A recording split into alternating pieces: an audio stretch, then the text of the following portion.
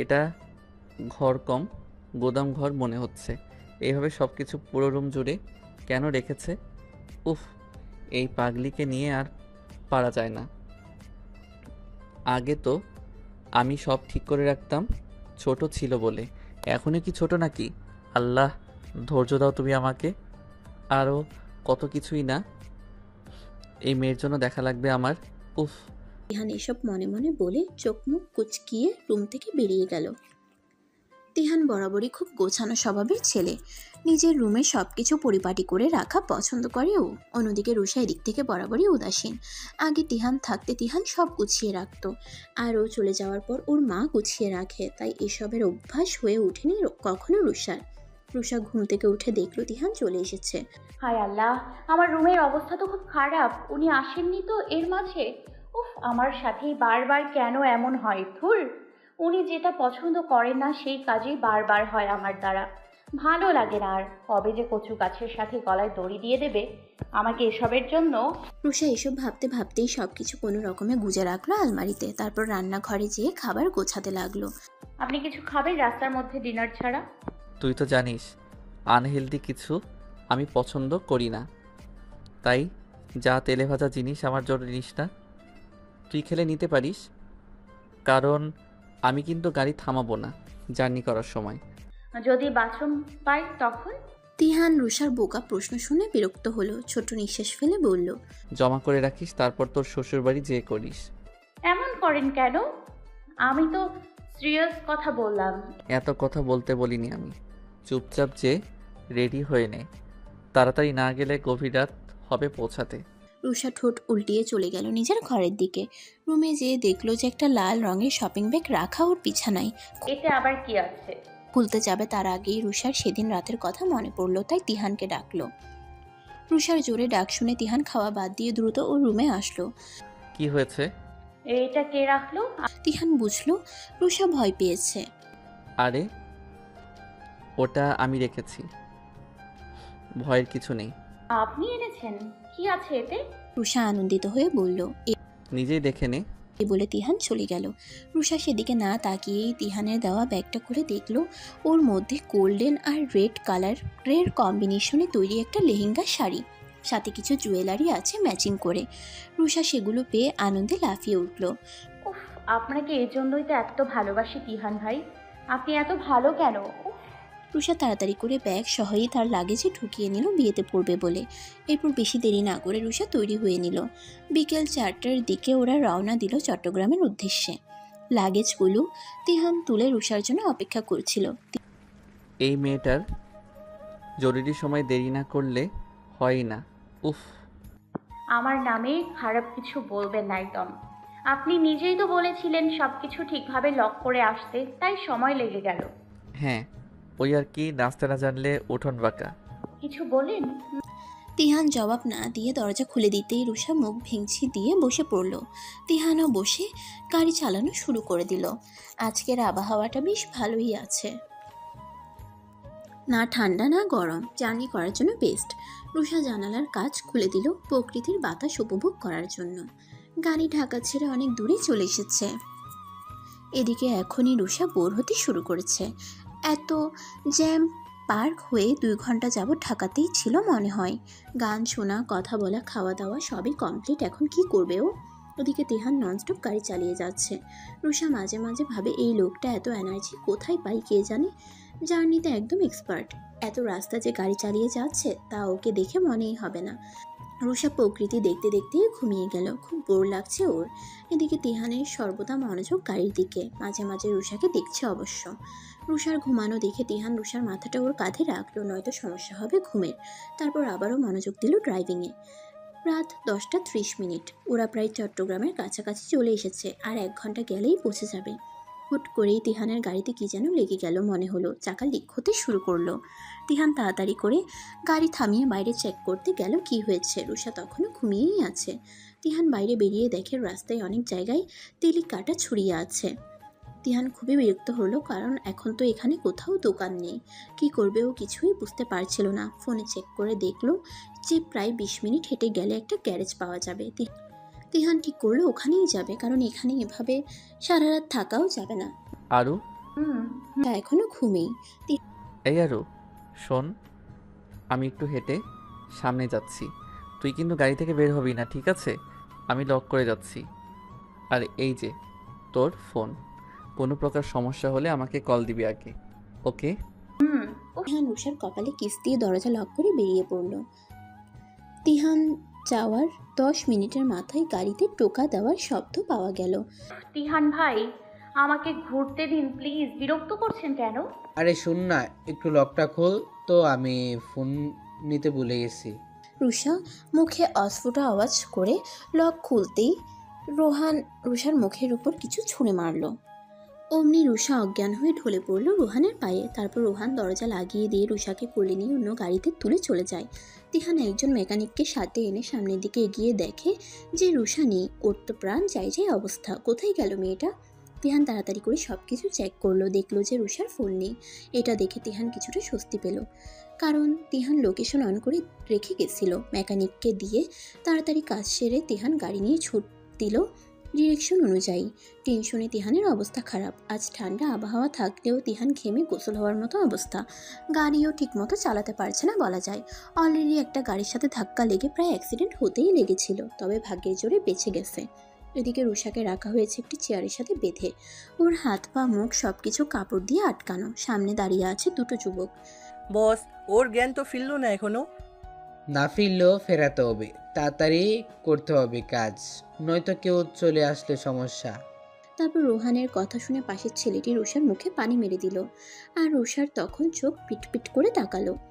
Hello sweet heart, লম্বা একটা ঘুম দিলে কেমন লাগছে তোমার? রুষার কানে অন্য একটা পুরুষের কণ্ঠ শুনে তাকিয়ে রোহানকে দেখে চমকে গেল। কি আমাকে কখনো দেখোনি বুঝি? এক দেনে তাকিয়ে আছো যে? রুষা কিছু বলতে গেল, কিন্তু ওর মুখ বেঁধে রাখা বলে কিছু বলতে পারলো না। জানেমান, এত কথা বলতে নেই বুঝেছ? তুমি আমার সোনার ডিম পাড়া হাঁস জান। চলো, মুখে কথা বলা বাদ দিয়ে আসল কাজটা সেরে নিই, ঠিক আছে? এই বলে রোহান রুষার মুখের কাছে যেয়ে আঙ্গুল দিয়ে মুখে স্লাইড করতে থাকলো। রোহানের কাজ দেখে রুষা ভয় পেয়ে ছোটাছুটি করতে লাগলো। উফ, এত নড়ো না জান, কাজটা তো করতে দাও। এরপর রুষার জামার হাতা টান দিয়ে ছিঁড়ে ফেললো রোহান। পায়ের পাজামাও অমন করে একটা ছবি তুললো রুষার। কে যেন কল করলো এরপর। কাজ হয়ে গেছে। ফটো দিলাম তো তোমাকে। ঠিক আছে, তবে এখন ওকে ছেড়ে দাও। তুমি আর চলে এসো ওখান থেকে। তিহান পৌঁছে গেলেই ঝামেলা হয়ে যাবে। এত তারা কিসে জান, অপেক্ষা করো, একটু মজা নেই। মানেটা কি? কি বলতে চাইছো তুমি? আরে কিছু না, তুমি রাখো তো। কে যেন কল করলো এরপর। ওপাশ থেকে মেঘলা হ্যালো হ্যালো করেও রোহানের আওয়াজ পেল না। মেঘলা এখন চিন্তায় পড়ে গেল, কিছু উল্টাপাল্টা করতে গেলে তো বিপদে পড়ে যাবে রোহান। মেঘলা দেরি না করে বাড়ির সকলকে ডাকতে গেল। তিহান কিছু করার আগেই ও রুষার নামে বদনাম করে দেবে। রোহান আর ওর সহকর্মী এবারে রুষার হাত পা এর বাঁধন খুলে দিয়ে বিছানায় ছুঁড়ে মারল। রুষা আপ্রাণ চেষ্টা করছে কি করে এর থেকে বের হওয়া যায়, কিন্তু দুজনের সাথে পেরে উঠতে পারছে না একা রুষা। এদিকে ওর মুখ বেঁধে রাখা বলেও আওয়াজও করতে পারছে না। চোখে পানি টলমল করছে রুষার। মনে মনে তিহানকে ডেকেই চলেছে। আশেপাশে কিছুই নেই যা দিয়ে এদের আঘাত করা যায়। কি করবে ও কিছুই বুঝতে পারছে না। ভয়ে মাথা কাজ করা বন্ধ করে দিয়েছে। আরে জান, করছোটা কি? তোমার পেছনে তো কম ঘুরিনি আমি। তোমাকে একবার বুক করব বলেই তো এসব করলাম। যদিও প্ল্যান ছিল মেঘলার, কারণ ও চেয়েছিল তোমার নামে বদনাম করে তোমার বাড়ি থেকে বের করে দিবে। আমিও ওর ইচ্ছা পূরণ করার জন্য উঠে পড়ে লেগেছি। বেচারি নিজেও জানে না যে সে আমাকে ভালোবাসে, ভুল করেছে। ও ভেবেছিল তোমাকে কিডন্যাপ আমাকে দিয়ে করিয়ে ওই ছবি দিয়ে সকলকে বলবে তুমি চরিত্রহীন। কিন্তু আমি তো সেটা মিথ্যা চাই না, সত্যি করে দিই। কি বলো সুইটহার্ট? রুষা হাত পা এর ব্যথায় কাতরাচ্ছে, বারবার এদিক ওদিক তাকাচ্ছে কিছু হাতের কাছে পাওয়া যায় কিনা। তবে মেঘলার কথা শুনে রুষা অনেক অবাক হলো। মেয়ে হয়ে আরেকটা মেয়ের নামে এসব করতে ওর লজ্জা করবে না? এদিকে তিহান বড় রাস্তা পার হয়ে ছোট রাস্তায় এসে দেখলো যে গাড়ি ভেতরে যাবে না। এদিকে পথও অনেকটা বাকি, হেঁটে যেতে গেলেও সময় লাগবে। তিহান গাড়ি থেকে নেমে ফোন হাতে নিয়ে দৌড় দিল। এদিকে বেচারা রুষা একা একা সামাল দিতে পারছে না ওদের দুজনকে। আস্তে আস্তে রুষার দিকে এগোতে লাগলো রোহান আর ছেলেটা। রুষা হাত দিয়ে বারবার ইশারা করছে কিছু না করতে, কিন্তু শুনছে কে? ওর শরীরের জামা কাপড়ের অবস্থা আরও খারাপ করে দিয়েছে ওরা দুজন। রুষা অনেক খুঁজে ফোন পেল রুষার, সেটা দিয়েই মাথায় বাড়ি মারল রোহানের। আর ছেলেটার হাতে কামড় বসিয়ে তাড়াতাড়ি করে রুমের দরজা খুলে বাইরের দিকে ছুট দিল। রুষা বাইরে এসে দেখলো চারদিকে অন্ধকার, তবে এটা একটা বস্তি মনে হলো। রুষা খোঁড়া পায়ে হাঁটতে লাগলো তাড়াহুড়ো করে। একটা বাঁশের ছাপড়া ঘর পেয়ে লুকিয়ে পড়লো রুষা, কারণ এগোতে লাগলে যদি রোহান ধরে ফেলে এই ভয়ে। রুষা মুখ বন্ধ করে শ্বাস প্রশ্বাস আটকানোর চেষ্টা করতে লাগলো, না হলে এই শুনশান জায়গায় ওর নিঃশ্বাসের শব্দ শোনা যাবে জোরে জোরে। হঠাৎই রুষা দেখলো ওর পেছনে একটা অবয়ব দাঁড়িয়ে আছে পেছনমুখ হয়ে। রুষা ভয়ে তাকিয়ে দেখলো তিহান ওর উল্টো মুখ হয়ে ফোনে কিছু একটা খুঁজছে পাগলের মতো। রুষা তিহানকে দেখেই পেছন থেকে জড়িয়ে ধরে কেঁদে দিল।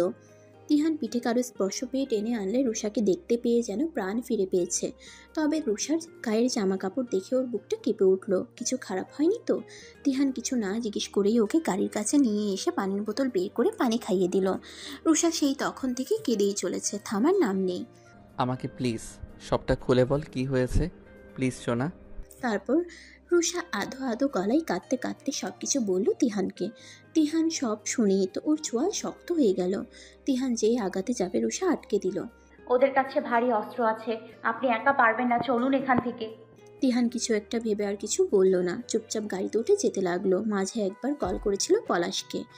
এক হাতে রুষাকে চেপে ধরে আরেক হাতে দিশেহারা হয়ে গাড়ি চালাচ্ছে তিহান। বাড়ি গেলে মেঘলাকে পেলে তিহান কি করবে ও নিজেও জানে না। ভাগ্য ভালো যে রুষার সাথে খারাপ কিছু হয়নি। আমরা কোন রাস্তা দিয়ে যাচ্ছি? এতক্ষণে তো আমাদের ওখানে চলে যাওয়ার কথা ছিল। রুষা ঘুমিয়ে গেছিল তিহানের বাহুতেই। ঘুম থেকে উঠে দেখে যে অন্য রাস্তা দিয়ে কোথায় যাচ্ছে। কিছু বুঝতে পারছে না রুষা, তাই জিজ্ঞেস করলো, তবে তিহান জবাব দিল না। রুষাকে ছেড়ে টিফিন বক্সটা এগিয়ে দিল রুষার দিকে। রুষা তিহানের দিকে তাকিয়ে দেখলো তিহানের চোখ মুখ ফোলা, বোধহয় কান্না করেছে কালকে, মুখটাও শুকিয়ে গেছে। তিহানকে দেখে রুষার খুব মায়া হলো। কালকে কি ঘটেছিল সব ভুলে গেল রুষা এক মুহূর্তে। এক হাত কোট থেকে বের করে রুষা খাবার তুলে তিহানের মুখ বরাবর রাখলো। তিহান একবার রুষার দিকে তাকিয়ে খাবারটা মুখে নিয়ে নিল। খাবার খেতে ইচ্ছে না করলেও মুখে নিল, কারণ ও চায় না রুষাকে হার্ট করতে। এখন যত পারা যায় রুষার সাথে স্বাভাবিক আচরণ করতে হবে। অল্প কিছু খাবার খেয়ে রুষা সব রেখে দিল। কিছুক্ষণ পর গাড়িটি একটা কাজী অফিসের সামনে দাঁড়ালো। এখানে কি করছি আমরা? আমার উপর বিশ্বাস আছে? রুষা মাথা নেড়ে হ্যাঁ জানালো। তবে আমি যা যা বলবো করতে তাই তাই করে নিবি, কোনো প্রশ্ন ছাড়া, ঠিক আছে? আচ্ছা, তবে কি কাজ? প্রশ্ন নয় আরু।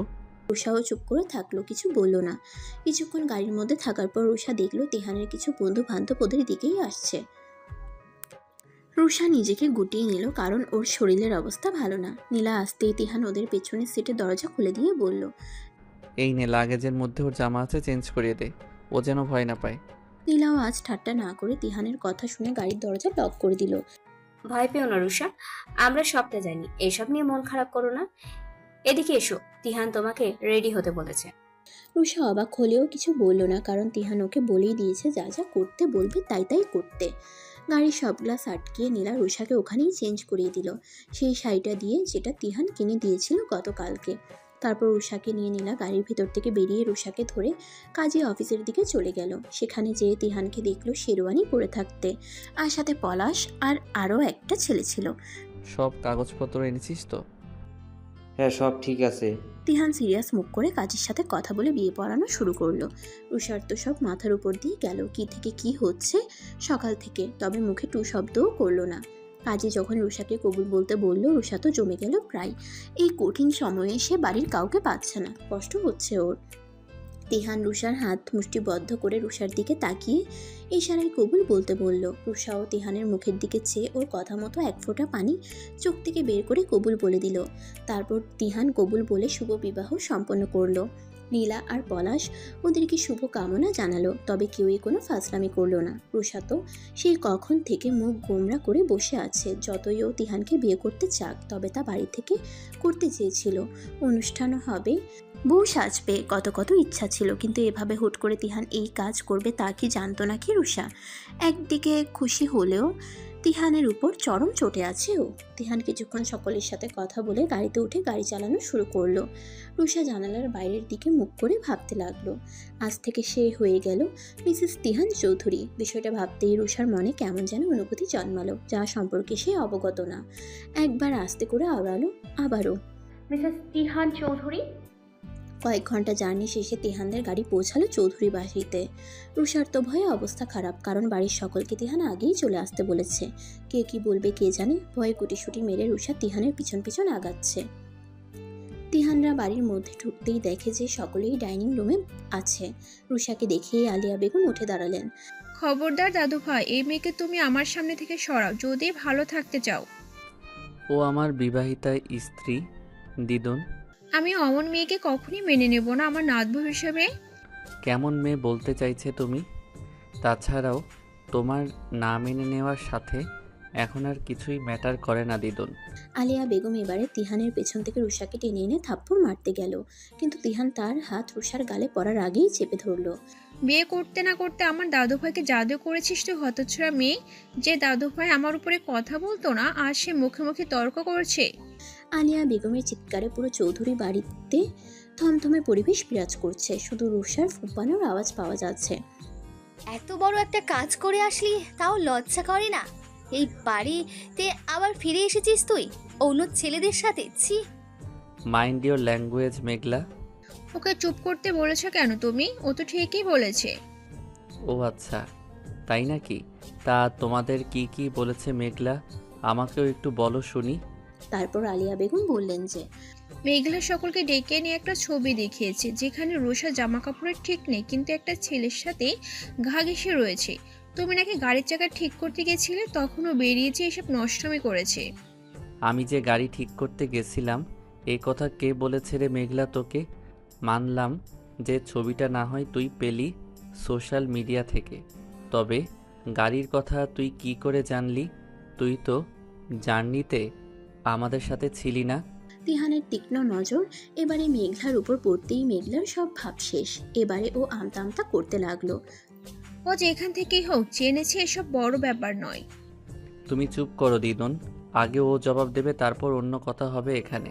তিহানের পাল্টা জবাবে আলিয়া বেগম এবার চুপ করে গেলেন। কিরে বলছিস না কেন? Answer me damn. তুই কি করে জানলি বল আমাকে? তিহানের চিৎকারে মেঘলা সহ রুষাও কেঁপে উঠল ভয়ে। কি ভেবেছিস তুই না বললে আমি জানবো না? আগামীকালের মধ্যেই সব ঘটনা পরিষ্কার হয়ে যাবে। তারপর তুই এই বাড়ি থেকে যাবি, নয়তো আমি আরুকে নিয়ে চলে যাব। তুমি ওকে ধমকাচ্ছ কেন? তুমি যেই কাজটা করেছো সেটা কি ঠিক করেছো? এভাবে না জানিয়ে কাউকে হুট করে বিয়ে করে নিলে, আমাদের জানানোর প্রয়োজন মনে করলে না?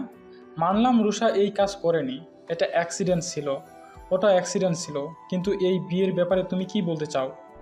ফর ইওর কাইন্ড ইনফরমেশন বাবা, আমার আর রুষার বিয়ে আরও কয়েক বছর আগেই হয়ে গেছে। এটা তো জাস্ট তোমাদের হাত থেকে রুষাকে বাঁচানোর জন্য করেছি আমি। আসল বিয়ে অনেক বছর আগেই হয়ে গেছে। কি বলছেন কি আপনি? আমি ঠিকই বলছি আরু। দাদু মারা যাওয়ার আগেই উনি তোর আর আমার বিয়ে দিয়ে দেয়, যখন তোর বয়স ছিল 11 বছর। কিন্তু তোর একটা অ্যাক্সিডেন্ট হওয়ায় তুই ভুলে গেছিলি তখনকার কথা, কিন্তু আমার স্পষ্ট মনে আছে এসব। দেখো দাদু ভাই, তুমি এমন মন গড়া কথা বলে আজ ওই মেয়েকে বাঁচাতে পারবে না। ও তার মানে তোমাদের বিশ্বাস হচ্ছে না, তাই তো?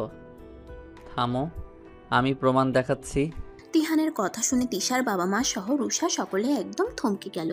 এরপর সকলের উৎসুক দৃষ্টি অবজ্ঞা করে তিহান লাইব্রেরিতে গেল এবং কিছু একটা নিয়ে ফিরে এলো। তিহানের হাতে তার দাদা আমজাদ চৌধুরীর উইল। তিহান সকলের দিকে একবার তাকিয়ে উইল পড়া শুরু করলো। আমার অনেক ইচ্ছা ছিল যখনই আরও আসে আমাদের চৌধুরী পরিবারে, আমি তিহানের সাথে ওর বিয়ে দিব। ভেবেছিলাম বড় হলে দিব, কিন্তু এখন আর সেই সময় নেই। হাতে আমার ভয়ঙ্কর এক অসুখে আমি ভুগছি, কতদিন বাঁচবো তাও জানি না আমি। তাই আমি সকলের অজান্তে এই বড় কাজ সেরে ফেললাম আজ। তোমরা বাড়ির কেউ জানো না, কিন্তু আমি সাক্ষী ওদের দুজনের বিয়ের। আজ যখন সকলে জানবে, আমি জানি গিন্নি তুমি রুষাকে ছাড়বে না, বাড়ি থেকে বের করে দিতে চাইবে। তাই আমি আমার সম্পত্তির অর্ধেকটা আমার একমাত্র নাতনি আরুষু চৌধুরী রুষার নামে করে গেলাম, আর বাকি অর্ধেক পাবে আর আমার আদরের দাদু ভাই তিহান চৌধুরী। আমি জানি আমার এই সিদ্ধান্তে তোমরা কেউ খুশি হবে না, তবে তোমরা একদিন জানবে যে আমি যোগ্য দুজন মানুষকে চৌধুরী পরিবারের সকল সম্পত্তি দিয়েছি। আমার নাতি নাতনির যেন অযত্ন না হয় কখনো। সকলে তাজ্জব বনে গেল একেবারে। এত বছর ধরে যে উইল কেউ ছুঁয়েও দেখেনি, এত বড় সত্য ছিল যার মাঝে। তিহান আর রুষার বাবারাও চমকে গেছে, কারণ চৌধুরী পরিবারে কেউ জানতো না এই বিয়ে বা সম্পত্তি বাটোয়ারার কথা। আর কারোর বলার কিছু আছে? আমি জানতাম বাড়ি আসলেই দিদান আরুকে তাড়িয়ে দিতে চাইবে, তাই হুট করে বিয়েটা করতেই হলো আমাকে। আমিও চাইনি এমন হোক। এত বছর আমি আমার মনে দাফন করে রেখেছি এই সত্যটা, শুধুমাত্র আরুর ভবিষ্যৎ চিন্তা করে। কিন্তু আজ এই পদক্ষেপ না নিলে তোমরা আবারও আরুর উপর আঙুল তুলতে। আর আমি জেনে শুনে আমার স্ত্রীকে বিপদে ফেলে দিতে পারি না। আশা করি সকলের সব উত্তর পাওয়া হয়ে গিয়েছে। আর কালকে রাতে কি ঘটেছে তা তো কাল সকালের মধ্যেই জানা হয়ে যাবে। যাই হয়ে যাক, আমি এই মেয়েকে নাতবো মানবো না। অন্য বংশের মেয়ে চৌধুরী বাড়ি দখল করেছে এসব আমি কখনো মানবো না। ছোট থেকে এই মেয়েটা আমার স্বামী আর আমার দাদু ভাইয়ের উপর যেন জাদু করে রেখেছে। কোনো ভুল যেন তাদের চোখে যেন যেত না। আমি তো এই মেয়েকে ছাড়বো না, একদম বেরিয়ে যাও ওই বাড়ি থেকে। তুমি বোধহয় ভুলে যাচ্ছ একটু আগে আমি কি বলেছি। এই বাড়ির অর্ধেক মালিকানা এখন আরুর নামে, তাই তুমি চাইলেও ওকে বের করে দিতে পারো না। আর কতদিন ওই ভিখারি মেয়েকে তুমি সামনে রাখবে? আর কতদিন? দিদন।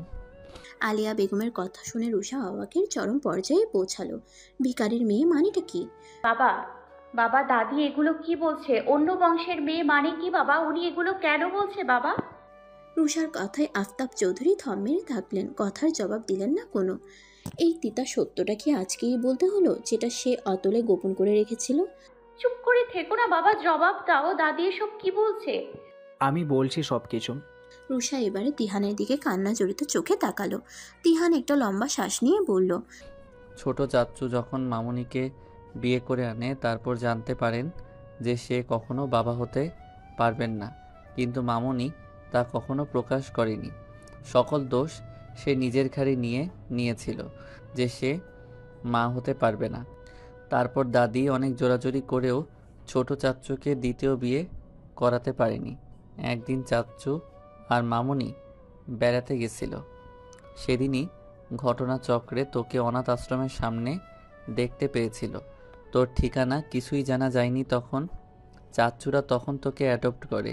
সেদিন থেকে তোকে এই চৌধুরী পরিবারে আনা হয় আর পরিচয় দেওয়া হয় আমাদের পরিবারের অংশ হিসেবে।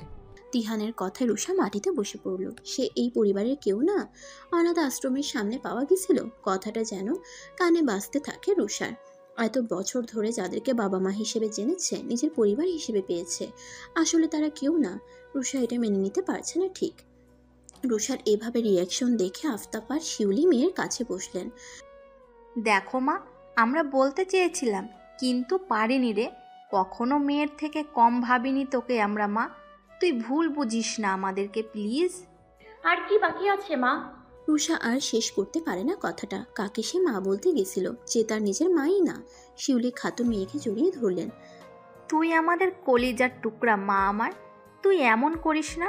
তোর কোনো কিছুর অভাব রেখেছি বল? তুই আমাদের ভুল বুঝিস না মা আমার। রুষা শিউলি খাতুনকে ছেড়ে দিল, তারপর নিজের রুমে চলে গেল দৌড়াতে দৌড়াতে। শিউলি বেগম পিছু নিতে চাইলে তিহান তাকে আটকিয়ে দেয়।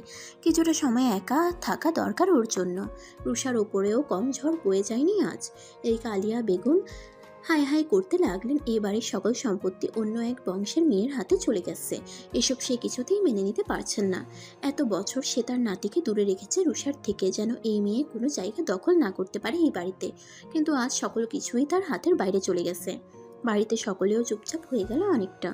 ওনারা আনন্দিত হবেন যে ছেলের বিয়ে হয়েছে বলে নাকি মেয়েটা আজ এত বড় সত্য জানতে পেরেছে। এই দুঃখে কষ্ট পাবেন কিছুই বুঝতে পারছেন না। আফতাব চৌধুরী আর শিউলি খাতুন তো কান্না করছেন এই ভয়ে যে মেয়ে যদি তাদের ভুল বুঝে এবার তার আসল বাবার কাছে চলে যায়, তবে তাদের কি হবে। এত বছর তো কম মায়া জন্মায়নি মেয়েটার জন্য। রুষাই তো একমাত্র অবলম্বন এই দুটি মানুষের।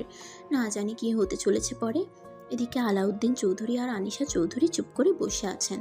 তারা এই ব্যাপারে নিশ্চিত যে আমজাদ চৌধুরী যা করেছেন ঠিক করেছেন, তবে ছেলে এমন হুট করে সিদ্ধান্ত নেবে তা তারা ভাবতে পারেননি। এদিকে রুষার জন্যও চিন্তা হচ্ছে, মেয়েটা একের পর এক ধাক্কা কী করে মেনে নেবে। প্রায় 1 ঘন্টা শাওয়ারের পর ওয়াশরুম থেকে বেরিয়ে এলো রুষা। জীবনের সব কিছুই এলোমেলো লাগছে তার এখন। কী বা করবে সে এখন? বুদ্ধি হওয়ার পর থেকে যাদের সাথে ওঠা বসা, আজ জানতে পারলো তারা কেউই আপন নয় তার। কে সে, কি তার পরিচয়? তবে এই সকল কিছু মাথা চাড়া দিয়ে উঠছে। মনে নেই কোনো শান্তি। ঘরের সব জিনিসপত্র এলোমেলো করে রেখেছে ও, কোনো দিকেই খেয়াল নেই আর। বিবশ মুখশ্রী নিয়ে চুল মুছতে মুছতে বসলো রুষা।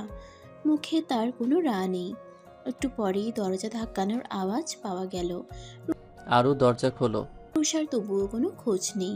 তিহান আরও দুবার ডাকলো, সাড়া পেল না বলে সে নিজের রুমের বারান্দা দিয়ে এবারে রুষার রুমে ঢুকলো। কখন থেকে দরজা ধাক্কাচ্ছি, খুলবি তো? রুষা তবুও বসে আছে একইভাবে। হাতের চিরুনিটি মাথার চুলগুলোর ভাঁজে অবাধ বিচ্ছরণ চালাচ্ছে। তিহান রুষার কাছে বসে রুষার হাত থেকে চিরুনি টেনে চুলগুলো সুন্দর করে আশ্রে দিয়ে ওর দুহাত নিজের হাতের মাঝে রাখলো। জীবন মানেই সুখ দুঃখ। জীবনে সব কিছু একইভাবে চলে না। কোনো কোনো মানুষের জীবনে অনেক বড় ঝড় আসে, যা সামাল দেওয়া মুশকিল হয়ে যায়। সেই কারণেই তো আজকাল সুইসাইড করে মানুষ। কেন জানিস? কারণ তাদের মাঝে ধৈর্য আর আস্থা কম নিজের ও সৃষ্টিকর্তা প্রতি। জীবনে আরও অনেক কঠিন সময় আসতেই পারে, হয়তো এমন করা সত্য আসলো যা মানুষের জীবনে সুনামি বয়ে আনলো। রুষা এবার তিহানের দিকে তাকিয়ে তিহানের কাঁধে মাথা রাখলো। তবুও নিজের প্রতি ধৈর্য এবং ভরসা থাকাটা খুব জরুরি আরু। এই মুহূর্ত তোর জন্য ঠিক কতটা কষ্টের সেটা আমিও জানি আরু। হয়তো আমি তোর কষ্ট কখনো বুঝবো না, তবে উপলব্ধি করতে পারছি একটু হলেও। কিন্তু সব কিছুর মাঝে একটা কথা ভাবতো, তুই কি দোষী কোনো অংশে? রুষা মাথা নাড়িয়ে না জানালো। তবে চাচ্চু বা মামুনি কি তোকে তেড়ে দিয়েছে বা খারাপ আচরণ করেছে কখনো বলতো? ইভেন এখনও তাদের আচরণে কি তুই ভেবেছিস তারা তোর মা বাবা নয়? রুষা এবারেও মাথা ঝাঁকালো। তাহলে কেন এত কষ্ট পাচ্ছিস বলতো? আমাদের পরিবারের সকলে যদি তোকে মেনে নিয়ে থাকে, তবে তুই কেন তা মেনে নিতে পারবি না বলতো? একটা অতীতের জন্য কি নিজের জীবন তুই নষ্ট করতে চাস? তোর জায়গায় আমি থাকলে আমিও একটু কষ্ট পেতাম যে আমার থেকে এত বড় সত্যি লুকানো হয়েছে। তবে যেখানে পরিবার আমাকে মেনে নিচ্ছে, সেক্ষেত্রে নারাজ হওয়া কিন্তু উচিত না। আমি জানি দিদুন তোর সাথে কখনো ভালো ব্যবহার করেনি, কারণ তিনি আগের যুগের মানুষ। তার কাছে এসব বংশ পরিচয় ম্যাটার করে। তবে আমি জানি আমার আরও একদিন ঠিক তাকেও মানিয়ে নিবে। আর যদি বলিস বিয়ের ব্যাপারটা, আমি জানি চাচ্চু মামুনি মা বাবা কেউই না করবে না। তোকে তো এমনিতেই সকলে কলিজার টুকরা ভাবে, কেউ কি চাইবে তার কলিজাকে আলাদা করতে? এসব নিয়ে একদম চিন্তা করবি না, তুই না স্ট্রং গার্ল। আমার বউ কিন্তু অনেক স্ট্রং, আমি জানি। সে এসব মনেই রাখে না, কারণ সে তো জানে তার তিহান তার পাশেই থাকবে আজীবন। এখন দেখ তুই আমার মিসেস হবি কি না। এবারে রুষা হেসে উঠল। এই চোখ আমার কাছে অত্যন্ত দামি। নিজের এত মূল্যবান চোখের পানি অকারণে ঝরাবি না, বুঝেছিস? তিহান অতি যত্নে রুষার চোখের পানিগুলো মুছে দিল। এদিকে রুষা মনে মনে আল্লাহর কাছে শুকরিয়া আদায় করলো এমন একজনকে তার জীবনে দেওয়ার জন্য। বিয়েটা যেভাবেই হোক হয়েছে। যদি তিহানের মেনে নিতে না সমস্যা থাকে, তবে সে কেন মানবে না? রুষাও চাই তিহানের সাথে সুখে থাকতে। তিহান আরও কিছুক্ষণ রুষার রুমে থেকে রুষাকে রেখে নিচে এসে রান্নাঘরে গেল। সেখানে শিউলি খাতুন চোখের পানি ফেলছিলেন আর রান্না করছিলেন রাতের। আজকে সব আরুর পছন্দের খাবার রান্না করবে মামুনি। শিউলি খাতুন তিহানকে দেখে জড়িয়ে কান্না করে দিলেন। আমার মেয়ে যদি আমাকে ছেড়ে চলে যায় তবে কি হবে আমার বাবা? তোমার মেয়ে কোথাও যাবে না মামুনি। সত্যি? আরে হ্যাঁ, তোমার কি মনে হয় যেই মেয়ে এখনো মায়ের আঁচল ছাড়েনি সে কোথায় যাবে? ওর সাহস আছে নাকি এই বাড়ি থেকে চলে যাওয়ার? আর যাবে কি করে? আমরা যেতেই দিব না, ধরে বেঁধে রাখবো। ওর জন্য কেঁদো না তো তুমি। ওই পাজি মেয়েকে আমি এক ধমকেই বাড়িতে তোমার সামনে বসিয়ে রাখবো, আর যাওয়ার সাহস পাবেই না। তিহানের কথায় শিউলি খাতুন একটু শান্ত হলেন। এখন ঝটপট ওর পছন্দের পায়েস বানিয়ে যাও, খাইয়ে দাও। অনেকক্ষণ খাইনি সে, দেরি করলে কিন্তু চলে যাবে। ওরে শয়তান ছেলে, যা আমি তাড়াতাড়ি বানাচ্ছি। এই বলে শিউলি খাতুন তিহানকে ছেড়ে রান্না বসাতে গেলেন। তিহান ওখান থেকে বসার ঘরে গেল। সেখানে যে আফতাব চৌধুরীকে ইশারায় রুষার রুমে যেতে বললেন। বাবা মা, তোমাদের সাথে আমার কিছু কথা আছে।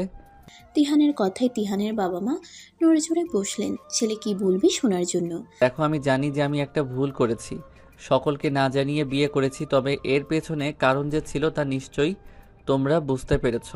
কালকে রাতের ব্যাপারটা আগামীকাল সকালেই প্রমাণ হয়ে যাবে, কিন্তু তোমরা এটা বলো যে দাদু যে সম্পত্তির অর্ধেক আরুকে দিয়েছে তা নিয়ে কি আপত্তি আছে কোনো তোমাদের? না।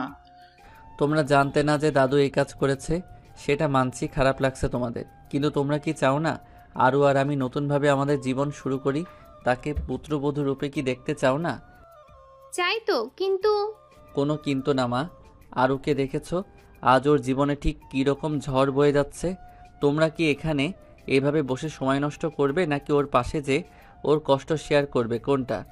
এত বছর ধরে তো সব জেনেও তোমরা ওকে এই বাড়ির মেয়ে ভেবে এসেছো, তাহলে আজ কি তোমার মেয়ে কষ্ট পাচ্ছে দেখে তার পাশে থাকবে না তোমরা? তিহানের বাবা আলাউদ্দিন ভেবে দেখলেন তার ছেলে তো ঠিকই বলেছে, এখন তো তাদের রুষার পাশে দাঁড়ানো উচিত সবকিছু ভুলে।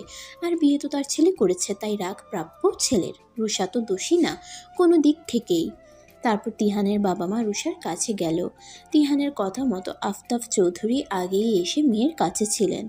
বাবা মেয়ের একসাথে থাকা দেখে সকলে একটু স্বস্তি পেলেন। শুধু কি ওই বাবা আপন তোর কাছে? আমি কেউ না বুঝি? আলাউদ্দিন চৌধুরীর কথা শুনে রুষা তার বাবাকে ছেড়ে আলাউদ্দিন চৌধুরীর কাছে এগিয়ে গেলেন। তুমি তো আমার আসল বাবা, বুঝেছো? যদিও তোমরা দুজনেই বুড়ো হয়ে গেছো, তবুও সমস্যা নেই, চালিয়ে নিব আর কি। ওরে পাকনা মেয়ে, ভাই দেখ তোর মেয়ে বড় হয়ে গেছে কিন্তু। তার বলতে সকলের হাসি মজাতেই কাটলো সেই রাত। রাতে আর তিহানের কাছে রুষা খেসল না, মায়ের কাছেই ঘুমালো আজ। তিহানও জোর করেনি, এত বছর অপেক্ষা করেছে, আরও একটা দিন না হয় ম্যানেজ করেই নিবে। কিরে মা, ঘুম ভালো হয়েছে তো? হ্যাঁ করমু হয়েছে। রুষা এরপর রান্নাঘরের দিকে এগোলো। গতদিন কান্নাকাটি করার ফলে রুষা মাথা ধরেছে, তাই কফি বানাবে। কিরে, কফি বানাবি? হ্যাঁ। আনিশা চৌধুরী ছেড়ে দিলেন রুষাকে। রুষাও নিজের মতো কফি বানাতে শুরু করলো। আরও আমার জন্য এক কাপ কফি নিয়ে আয় তো। তিহান ঘুম থেকে উঠে রুষাকে রান্নাঘরে যেতে দেখে বলে উঠল, তোমার ছেলে সব সময় আমার সাথে এমন করে কেন বলো তো বড় আম্মু? আমি কিছু করতে আসলেই উনিও উল্টো হুকুম করে দেয়। শোনো মেয়ের কথা। ওরে পাগলি, তুই কি ভুলে গেলি নাকি কাল তোদের বিয়ে হয়েছে? এখন তো বরের 5 মাস তোকে মেটাতে হবে। আনিশা চৌধুরীর কথা শুনে রুষার কালকের কথা মনে পড়ল। মুহূর্তেই লজ্জায় লাল হয়ে গেল ও। কালকে বাড়িতে ঝামেলার পর ও প্রায় ভুলেই গেছিল এইসবের কথা। যা কফি নিয়ে যা। রুষা তাড়াতাড়ি কেটে পড়ল ওখান থেকে। এদিকে রুষার কাণ্ড দেখে আনিশা চৌধুরী হাসতে লাগলেন। আসবো? অনুমতি নেওয়ার কি আছে, এখন থেকে তো এটা তোর রুম। তিহানের কথা শুনে রুষার বুক ধুকপুক করতে লাগলো। এর আগেও তো এই রুমে এসেছে, তবে আজ একটা অন্যরকম অনুভূতি বিরাজ করছে পুরো মন আর শরীর জুড়ে। রুষা কাপা হাতে কফিটা তিহানের সামনে ধরলো। কফি ঠান্ডা হয়ে যাবে দেরি করে খেলে। এই বলে তিহানের হাতে ধরিয়ে রুষা যেই যেতে লাগবে রুমের বাইরে, অমনি তিহান এক হাতে কফি আরেক হাতে রুষার বাম হাত ধরে আজকে টান দিল। তিহানের কাজে রুষা হকচকিয়ে গেলেও সামলে নিল কিছুক্ষণ পরে। তবে এত কাছাকাছি থাকায় ওর খুব অস্বস্তি হচ্ছিল, যদিও কালকে ছিল। তবে বিপদের মধ্যে সব কিছু ভুলে গেছিল। এখন যেসব ভাবতেই লজ্জা লাগছে রুষার। মানছি কাল ঝামেলা হলো বলে মামুনির কাছে থাকতে ইচ্ছা হয়েছে, তাই বলে বরের খোঁজ নেওয়াও যায় না একবারও? তার যে সদ্য বিয়ে হয়েছে, সে নারী কি তা জানে? রুষা তিহানের কথা শুনে হিম হয়ে গেলেও নিজেকে স্বাভাবিক করে তিহানের থেকে সরে যেয়ে বলল, কিসের বিয়ে? কার বর? বারে, কাল কাজী সাহেবের সামনে অতগুলো মানুষের সামনে কে কবুল বলেছিল? হ্যাঁ, ওটা তো আপনি বলতে বলেছিলেন, তাই। আমি তো এসব বিয়ে মানি না। তাই নাকি? তা মহারানীর আবার শখ জেগেছে বিয়ে করার, সেটা বললেই তো হয়, ঘুরিয়ে বলার কি আছে? মোটেই না। আমি কেন আপনাকে বিয়ে করব? আবারও অসম্ভব। আমি তো আমার সাথে বিয়ের কথা বলিনি, শুধু তো বললাম আরেকবার করার ইচ্ছে জেগেছে। চোরের মন পুলিশ পুলিশ। এই খবরদার, আমাকে চোর বলবেন না। সমস্যা নেই, দুবার তো করেছি বিয়ে, আর একবার না হয় বউয়ের ইচ্ছায় করে নেব, আমার কোনো সমস্যা নেই। এই বলে তিহান চুপ টিপ মারলো রুষার দিকে তাকিয়ে। ধর ফালতু লোক একটা, থাকুন আপনি, আমি গেলাম। রুষা আবারও যেতে লাগলেই তিহান এবারে রুষার কোমর জড়িয়ে ধরল। এত তারা কিসের সুইটহার্ট? রুষার কানে কানে তিহান ফিসফিস করে কথা বলায় রুষার একেবারে দম বন্ধ হয়ে যাওয়ার উপক্রম। এই লোকটা এত ভালো ব্যবহার কেন করছে? কোনো কুমতলব নেই তো? বিয়ের পর থেকে কেমন যেন ভালো ব্যবহার করছে। না, এই লোক থেকে সাবধান থাকতে হবে রুষা তোকে, নয়তো কখন মীর জাফরের মতো অজান্তেই আক্রমণ করে দেবে তার ঠিক নেই বাবা। সাংঘাতিক লোক একটা। মামনি তুমি? রুষা এটা বলতেই তিহান রুষাকে ছেড়ে দিতেই রুষা ভো দৌড় দিল। তিহান দেখেই একটা লম্বা শ্বাস নিল। কত আর পালাবি? পালিয়ে নে আজ রাতের আগে অবধি, তারপর কোথায় যাস আমিও দেখছি। Be ready for my torture sweetheart. Tihan বাঁকা হেসে রুম থেকে বেরিয়ে গেল। এই মেয়ে যে টেবিলে বসে খাবে আমি সেখানে খাবো না। তোমার যদি ওকে নিয়ে এত সমস্যা হয় তবে তুমি তোমার বাড়ি চলে যেতে পারো দিদুন। দাদু ভাই তুমি এটা বলতে পারলে? দেখো দিদুন, এতদিন তোমার সব কথা শুনে নিয়েছি, তবে এখন আমার বউকে কেউ এসব বলুক তা আমি একদমই সহ্য করব না। আমার বউ এখানে বসেই খাবে। এই বলে তিহান রুষার হাত ধরে বসিয়ে দিল ওর পাশের চেয়ারে। আলিয়া বেগম দাঁতে দাঁত চেপে সহ্য করে নিলেন, কি আর করবেন উনি। এরপর কোনো রকমে সকলে নাস্তা করতে বসলো। তখনই পলাশ এলো। আমার আসার আগেই সকালের নাস্তা শেষ। আরে পলাশ বাবা যে, এসো বসো, নাস্তা দিই তোমাকে। না আন্টি, আমি আসলে খেয়েই এসেছি, এখন কিছু খাবো না। আগে কিছু গুরুত্বপূর্ণ বিষয় ক্লিয়ার করা বাকি, কালকের বিষয়ে। সকলে এবারে খাওয়া বন্ধ করে পলাশের দিকে তাকালো আগ্রহী দৃষ্টিতে। তার আগে আপনাদের আদরের মেয়ে মেঘলাকে ডাকুন। সকলের সামনে থাকলে তবেই বলা হবে সকল কিছু। সাত সকালে ডাকছো কেন এভাবে আমাকে? মামিমণি জানো তো আমি পরে উঠি। এসব বলতে বলতে নিচে এসে পলাশকে দেখেই মেঘলা ভয়ে জমে গেল। এত সকালে এই লোক কি করছে এখানে? শুভ সকাল মিস মেঘলা। মেঘলা কোনো রকমে হাসি বজায় রাখলো। ষড়যন্ত্র কিভাবে করতে হয় তা আপনার থেকেই শেখা উচিত, তাই না? কি বলতে চাইছেন কি আপনি? খুবই পরিষ্কার করে বলছি, আশা করি বুঝতে সমস্যা হওয়ার কথা না। যাকগে, চলুন কালকের একটা ভিডিও দেখায় আপনাদেরকে। সকলে খাওয়া বন্ধ করে এবারে ভিডিও দেখাই মনোযোগী হলো। ভিডিওতে দেখা যাচ্ছে যে রুষাকে টেনে একটা ছেলে নিয়ে যাচ্ছে। রুষা অজ্ঞান হয়ে আছে।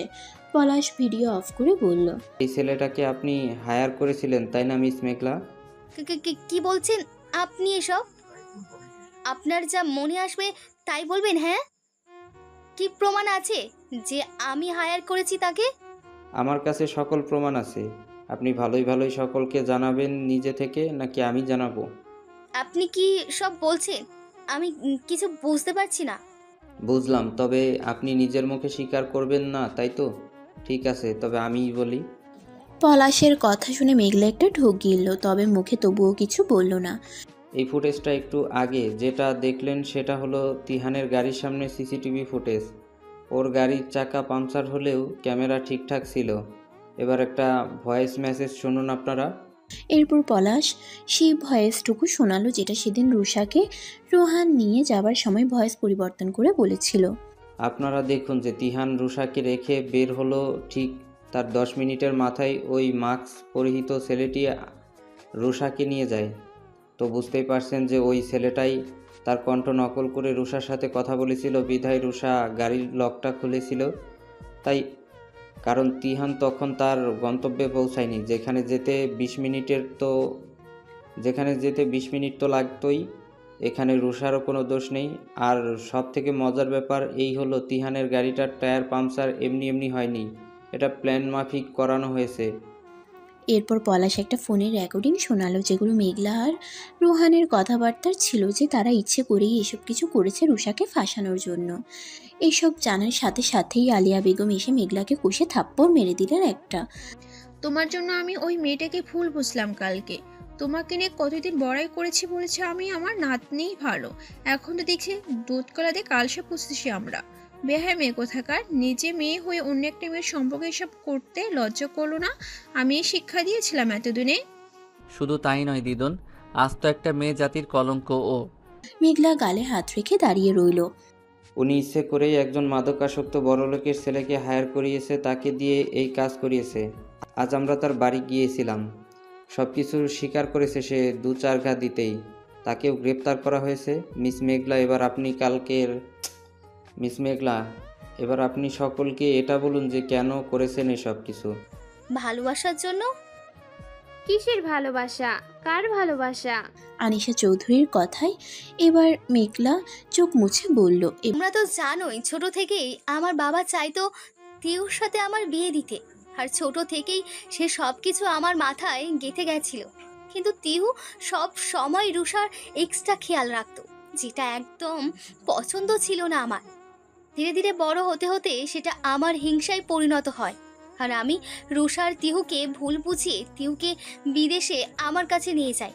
ভেবেছিলাম দেশে এত বছর পর আসলে সব ঠিক হয়ে যাবে, কিন্তু আবারও একই পরিণতি দেখে আমি এবারে রুষার ক্ষতি করতে চেয়েছিলাম, যেন সারা জীবন পরের জন্য তিহুর জীবন থেকে চলে যায়। এটা সম্ভব ছিল শুধু রুষাকে বাড়ি থেকে বের করে দিলে। বিশ্বাস করো মামিমণি, আমি শুধু তিহুকেই ভালোবেসেই করেছি এসব কিছু। Everything is fair in love. এবার তিহান যেয়ে মেঘলার গালে থাপ্পড় দিল।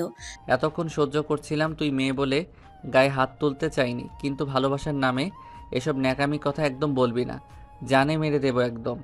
তিহানের চিৎকারে মেঘলা ভয়ে গুটিয়ে গেল একেবারে।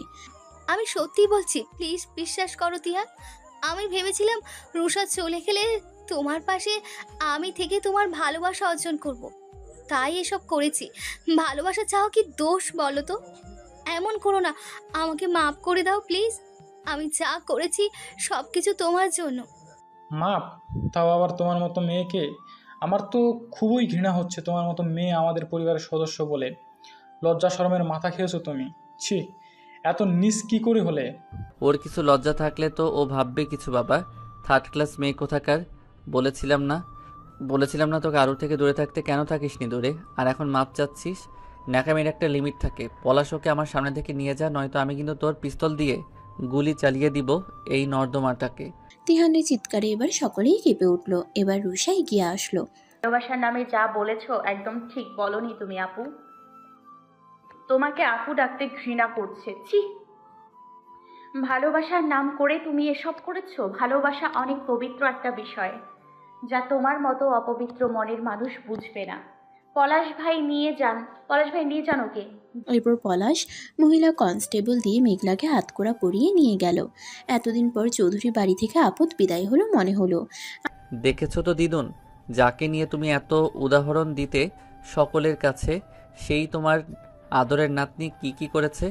আশা করি এবার বুঝেছো যে বংশ পরিচয় ঠিক হলে যে মানুষ সঠিক হয়, আর না ঠিক হলে মানুষ ভুল হয় এমন নয়। তোমার এই ধারণাটা ভুল প্রমাণিত হলো। আলিয়া বেগম এমনিতেই নাতনির এই সকল কাজে খুবই ব্যথিত হয়েছেন, তাই আর কিছু বললেন না কাউকে, সোজা নিজের ঘরে চলে গেলেন। আমরা তো জানতাম আমাদের মেয়ে এমন কিছু করতেই পারে না, শুধুমাত্র আমার কারণে কিছু বলতে পারেনি কাল। খারাপ কাজ করে কেউ বেশি দিন ভালো থাকতে পারে না, তা আবারও প্রমাণিত হয়ে গেল। ঠিক বলেছ ভাবি, আমাদের সোনার টুকরা মেয়ে। এই বলে শিউলি খাতুন মেয়েকে জড়িয়ে ধরলেন। কাল থেকে অনেক ধরনের ধকল গেছে, সকলে যাও একটু রেস্ট করো। আবার আশেপাশের লোকদের নানান কথার জবাব দিতে হবে, তারা তো আবার শান্তি দেবে না। এই বলে আফতাব চৌধুরী কাজে বেরিয়ে গেলেন। আনিশা চৌধুরী তার যাকে নিয়ে গেলেন রান্নাঘরে। রুষাও চলে গেল তার রুমে। একটু ঘুমের দরকার তার, নিশ্চিন্তে ঘুমাতে পারবে একটুখানি। এদিকে পলাশ মেঘলাকে আনার সময় রুষার ফোনটা দিয়ে আসেনি ভুলে। বেলিফুল নামে কে একটা বারবার কল করেই যাচ্ছে কখন থেকে রুষার ফোনে। পলাশ এবার বিরক্ত হয়ে ফোনটা ধরলো। ফোন ধরার সাথে সাথেই কারো ঝাঁঝালো কণ্ঠের আওয়াজ পেল। কিরে পেতনি, তুই বলে চট্টগ্রামে কাজিনের বিয়ে খেতে গেছিস, আর এদিকে নিজে বিয়ে করে নিয়েছিস? হাই হাই বেয়াদব একটা, আমাকে জানানোর প্রয়োজন মনে করলি না একবারও? আর কতবার কল দিছি, ধরিসনি কেন তুই? হ্যাঁ, তিহান ভাইয়ের মতো ভার্সিটির ড্যাশিং হিরোকে বিয়ে করে খুব ভাব নিচ্ছিস তাই না? আমিও করব, যা এমন ছেলে দেখে করব, তখন দেখব তুই কি করিস। এই, আমি এত কথা বলছি আর তুই চুপ করে আছিস কেন? কথা বলিস না কেন শয়তান মেয়ে? আপনি বলার সুযোগ দিলে তো বলবো নাকি? এই আপনি কে? আমার বান্ধবীর ফোন আপনার কাছে কি করে এলো? এই, আপনি কোনো চোর ডাকাত নন তো? হাই হাই, এই জন্যই বোধহয় কল ধরছিল না আমার বান্ধবীর জান্টুস। এই জান্টুসটা আবার কে? সেটা আমি আপনাকে কেন বলবো? বেতমিস ছেলে একটা। অপরিচিত কাউকে কেন আমি আমার কথার কৈফিয়ত দিব? হ্যাঁ, আমি কিন্তু একজন পুলিশ অফিসার। এই থামুন তো। আপনার এসব আলগা ভাব দেখাবেন না প্লিজ। কত এমন দেখলাম মেয়ে দেখলেই পাম্পট্টি দেয়। এসব সব ধান্দাবাদ। আমি কি জানি না, না কি ভেবেছেন? হ্যাঁ, আমি ওই পরে কিছুই হয়নি আর। বেশি পকপক না করে যার ফোন তাকে দিন। এখন সম্ভব নয় দেয়া। কেন নয়? তার মানে আপনি সত্যিই চোর? থামুন, আমি আপনার নামে থানায় ডায়েরি করব, তখন বুঝবেন ঠেলা। তাই নাকি? আচ্ছা আসুন, দেখা হবে। ফিয়ামানিল্লাহ। এই বলেই আকাশ ফোনটা রেখে দিল। কত বড় বেয়াদব! ম্যানার্স নেই একটুও না। এইভাবে ফোন কেটে দিল বেলির। একে তো মজা দেখাবই আমি। বেলের আগে গজগজ করতে লাগলো। রাতে সকলে খেতে বসেছিল, তখন হঠাৎ আলাউদ্দিন চৌধুরী বললেন, রুষা মা, যা হওয়ার হলো। তোমাকে কিন্তু পড়াশোনা কন্টিনিউ করতে হবে, এটা মাথায় রেখো। জি বড় আম্মু। আরে সমস্যা নেই, ও তো পড়বেই। তিহান তো এক্সট্রা সময় পড়াই, আর রাতেও ও নিজের রুমেই থাকে, পড়তে পারবে ভালো করে, সমস্যা নেই। মানেটা কি? কিসের মানে? আমার বউ আমার ঘর রেখে অন্য ঘরে কেন ঘুমাবে? তিহানের কথায় সকলে তাজ্জব হয়ে তাকালো ওর দিকে। এভাবে তাকানোর কি আছে? বিয়ে করেছি আমি, আমার বউ আমার ঘরে আমার সাথে থাকবে। আলাউদ্দিন চৌধুরী মুখ গম্ভীর করে বললেন, তোমার ছেলেকে বলে দাও, রুষার এই সেমিস্টার ফাইনাল পরীক্ষা শেষ হলে তারপর অনুষ্ঠান করে একসাথে থাকতে দেওয়া হবে, তার আগে না। অসম্ভব, আমি বিয়ে করে এনেছি অন্য ঘরে থাকতে দেওয়ার জন্য না। আমার বউ সবসময় আমার ঘরে আমার চোখের সামনেই থাকবে আজ থেকেই। তিহানের কথা শুনে রুষার গলায় ভাত আটকে গেল, কাঁচতে লাগলো। কি হয়েছে বউ? এই যে পানি খাও। রুষা গ্লাস নিয়ে পানি খেয়ে অগ্নি দৃষ্টিতে তাকালো তিহানের দিকে। তিহান একটা মুচকি হাসি দিল, যেন সে কিছুই বুঝো না। এমন অশুভ ছেলে আমি দেখিনি কখনো। বলাই তো হচ্ছে যে আর 3টে মাস পর সব ঠিক করা হবে। এত অধৈর্যের কারণ কি? এটা কিন্তু ঠিক না মা, তুমি বাবাকে বোঝাও। সে তো দিব্যি তোমাকে বিয়ে করে সেদিন থেকেই তোমার সাথে থেকেছে, আর আমি এত বছর বিবাহিত হয়েও নিজেকে কন্ট্রোল করেছি। আমাকে অধৈর্য সে কোন যুক্তিতে বলে? হ্যাঁ, আর 3টে মাস কেন? আমি 3 মুহূর্ত আমার বউ ছাড়া থাকবো না, আর বলে রাখলাম। এই বলে তিহান সকলের সামনেই রুষার হাত ধরে বসে খেতে লাগলো। তিহানের লাগাম ছাড়া কথায় রুষা সহ বাড়ির সকলেই অস্বস্তিতে পড়ে গেল। সকলে কোনো মতে খাওয়া শেষ করে ছুট দিল ডাইনিং টেবিল থেকে। এদিকে রুষা শুধু ভেবে যাচ্ছে, এ কোন তিহানকে দেখছে সে? এতদিন সে গম্ভীর রাগী, আর এখন এত লাগাম ছাড়া কি করে হলো সে? সবই কপালের দোষ। এই ভেবে রুষা অসহায় হয়ে বসে রইল তিহানের হাত ছাড়ার অপেক্ষায়।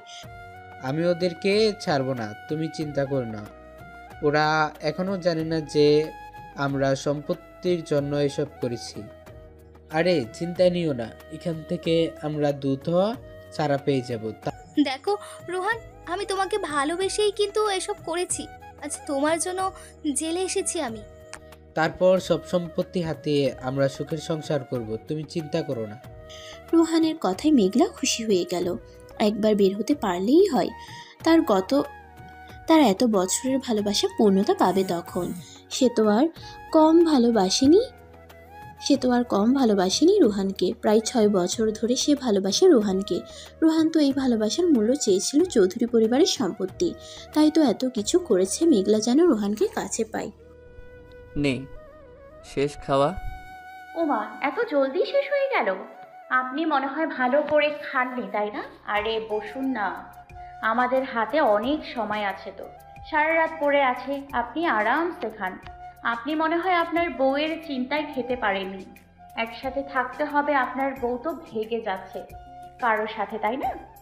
তিহান আঙ্গুল চাটতে চাটতে বলল, বউ মাই ফুট। ওটা তো সকালে আমার সাথে চালাকি করার শাস্তি ছিল, আর কিছু না। আর তাছাড়া নতুন বিয়ে হয়েছে আমার, একটু বউ বউ না করলে লোকে কি বলবে? এসব বলে তিহান একটা বাঁকা হাসি দিয়ে হাত ধুতে চলে গেল। কত বড় নেমো খারাম! তাই তো বলি এত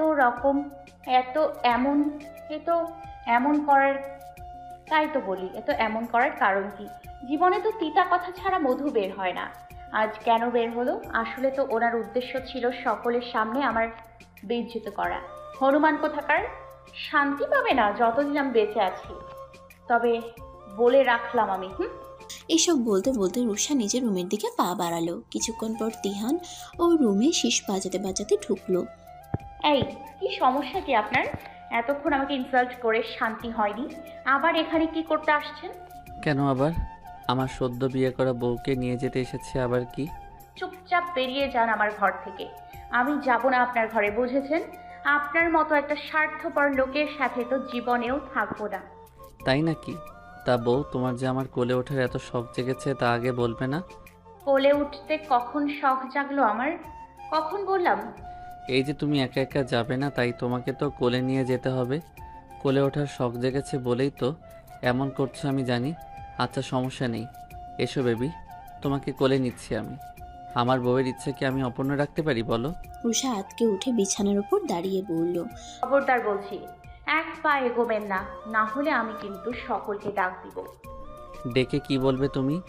তোমার বর তোমাকে কোলে নেয়নি, তোমার ইচ্ছা পূরণ করেনি? হায় হায়, তুমি সকলের সামনে আমাকে এইভাবে নিচু দেখাবে বউ? এটা কিন্তু ঠিক না। আরে বলছি তো, আমি তোমার শখ পূরণ করে দিচ্ছি, এসো কোলে নেই। বললাম না যে আমি কোলে উঠবো না। না না, পরে তুমি সবাইকে দুঃখ করে বলবে যে তোমার বর ভালোবাসে না। আমি তোমার চোখে কান্না দেখতে পারবো না সুইটহার্ট, এসো কোলে নেই। কয়েক মিনিট এমন পুরো রুমে রুষা আর তিহান ছুটে বেড়াচ্ছে। তিহান রুষাকে কোলে নেবে আর রুষা উঠবে না, তাই তিহানের কাছ থেকে পালাচ্ছিল। এক সময় দুজনেই হাঁপিয়ে গিয়ে বসে পড়লো বেডে। নাও বউ, পানি খাও, তুমি ক্লান্ত হয়ে গেছো। ইস কি অবস্থা! রুষা পানি খেতে যেয়ে তিহানের কথা শুনে মুখের সব পানি তিহানের মুখের উপর ফেলে দিল। রুষা তিহানকে দেখে আতকে উঠল। যেখানেই বাঘের ভয় সেখানেই কেন সন্ধ্যা হয়? রাতও তো হতে পারত। বউ, এবার কি তুমি আমার আদর নিতে চাও নাকি? তিহানের কথা শেষ না করতে দিয়েই রুষা বলে উঠল, এই যে আমার আল্লাহ তাআলা দুটো পা দিয়েছে। এই তো আমার বউটা কি সুন্দর বোজদার হয়ে গেছে। রুষা মুখ ভেঙচি দিয়ে উঠে দরজার কাছে যেতেই তিহান পেছন থেকে ডাক দিল, তা বউরানী, আপনার শ্বশুর আব্বা কি বলেছিল তা কি ভুলে গেলেন আপনি? রুষা মনে করার চেষ্টা করে। পড়াশোনা করতে বলেছিল। তো বইগুলো কি আপনার নানি এসে নিয়ে যাবে? সেগুলো নিয়ে রুমে যান, আপনার সকল পড়াশোনার দায়িত্ব এখন আমার। রুষা একটা শুকনো ঢোক গিলে গালি দিতে দিতে সব বইপত্র নিয়ে গেল তিহানের রুমে। এটা খাটাস একটা। কাল হলো বিয়ে, বিয়ের পরের দিন কে পড়াশোনা করে? ধুর, আনরোম্যান্টিকের বস্তা একটা। তা বউ, তুমি কি চাচ্ছ আমি আমার রোমান্টিক মুডে ফিরে আসি? তখন কিন্তু একা আমাকে না, একটা বাচ্চাকেও সামলানো লাগবে। তাই ভেবে দেখো কোনটা চাও। এই বলে তিহান দুষ্টু হাসি দিয়ে রুষার কাছে আসতে লাগলো। না না বাবা, এই তো পড়তে বসছি আমি। রুষা দ্রুত বই খুলে বসে পড়লো চেয়ারে। তিহানও হালকা হেসে অন্য একটা চেয়ার টেনে পড়াতে লাগলো রুষাকে। সকালে পাখির কিচিরমিচির আওয়াজ শুনতেই রুষার ঘুম ভেঙে যায়। এতক্ষণে মহারানী সজাগ হলেন তবে? সকাল সকাল মুড খারাপ করতে হাজির হয়ে গেছে, বিরক্তিকর। মনে মনে গালি দিলে তার নিজেরই লাগে বেশ। রুষা মুখ ভেঙচি দিয়ে বেড থেকে উঠে নিজের রুমে চলে গেল। রাতে ও পড়তে পড়তেই ঘুমিয়ে গেছিল। তিহান পরে ওকে কোলে তুলে বিছানায় শুয়ে দিয়েছিল। তিহানের রুমে একটা ডিভান আছে, তিহান ওখানেই ঘুমিয়েছিল। দুজনেই তারপর রেডি হয়ে চলে আসে নিচে।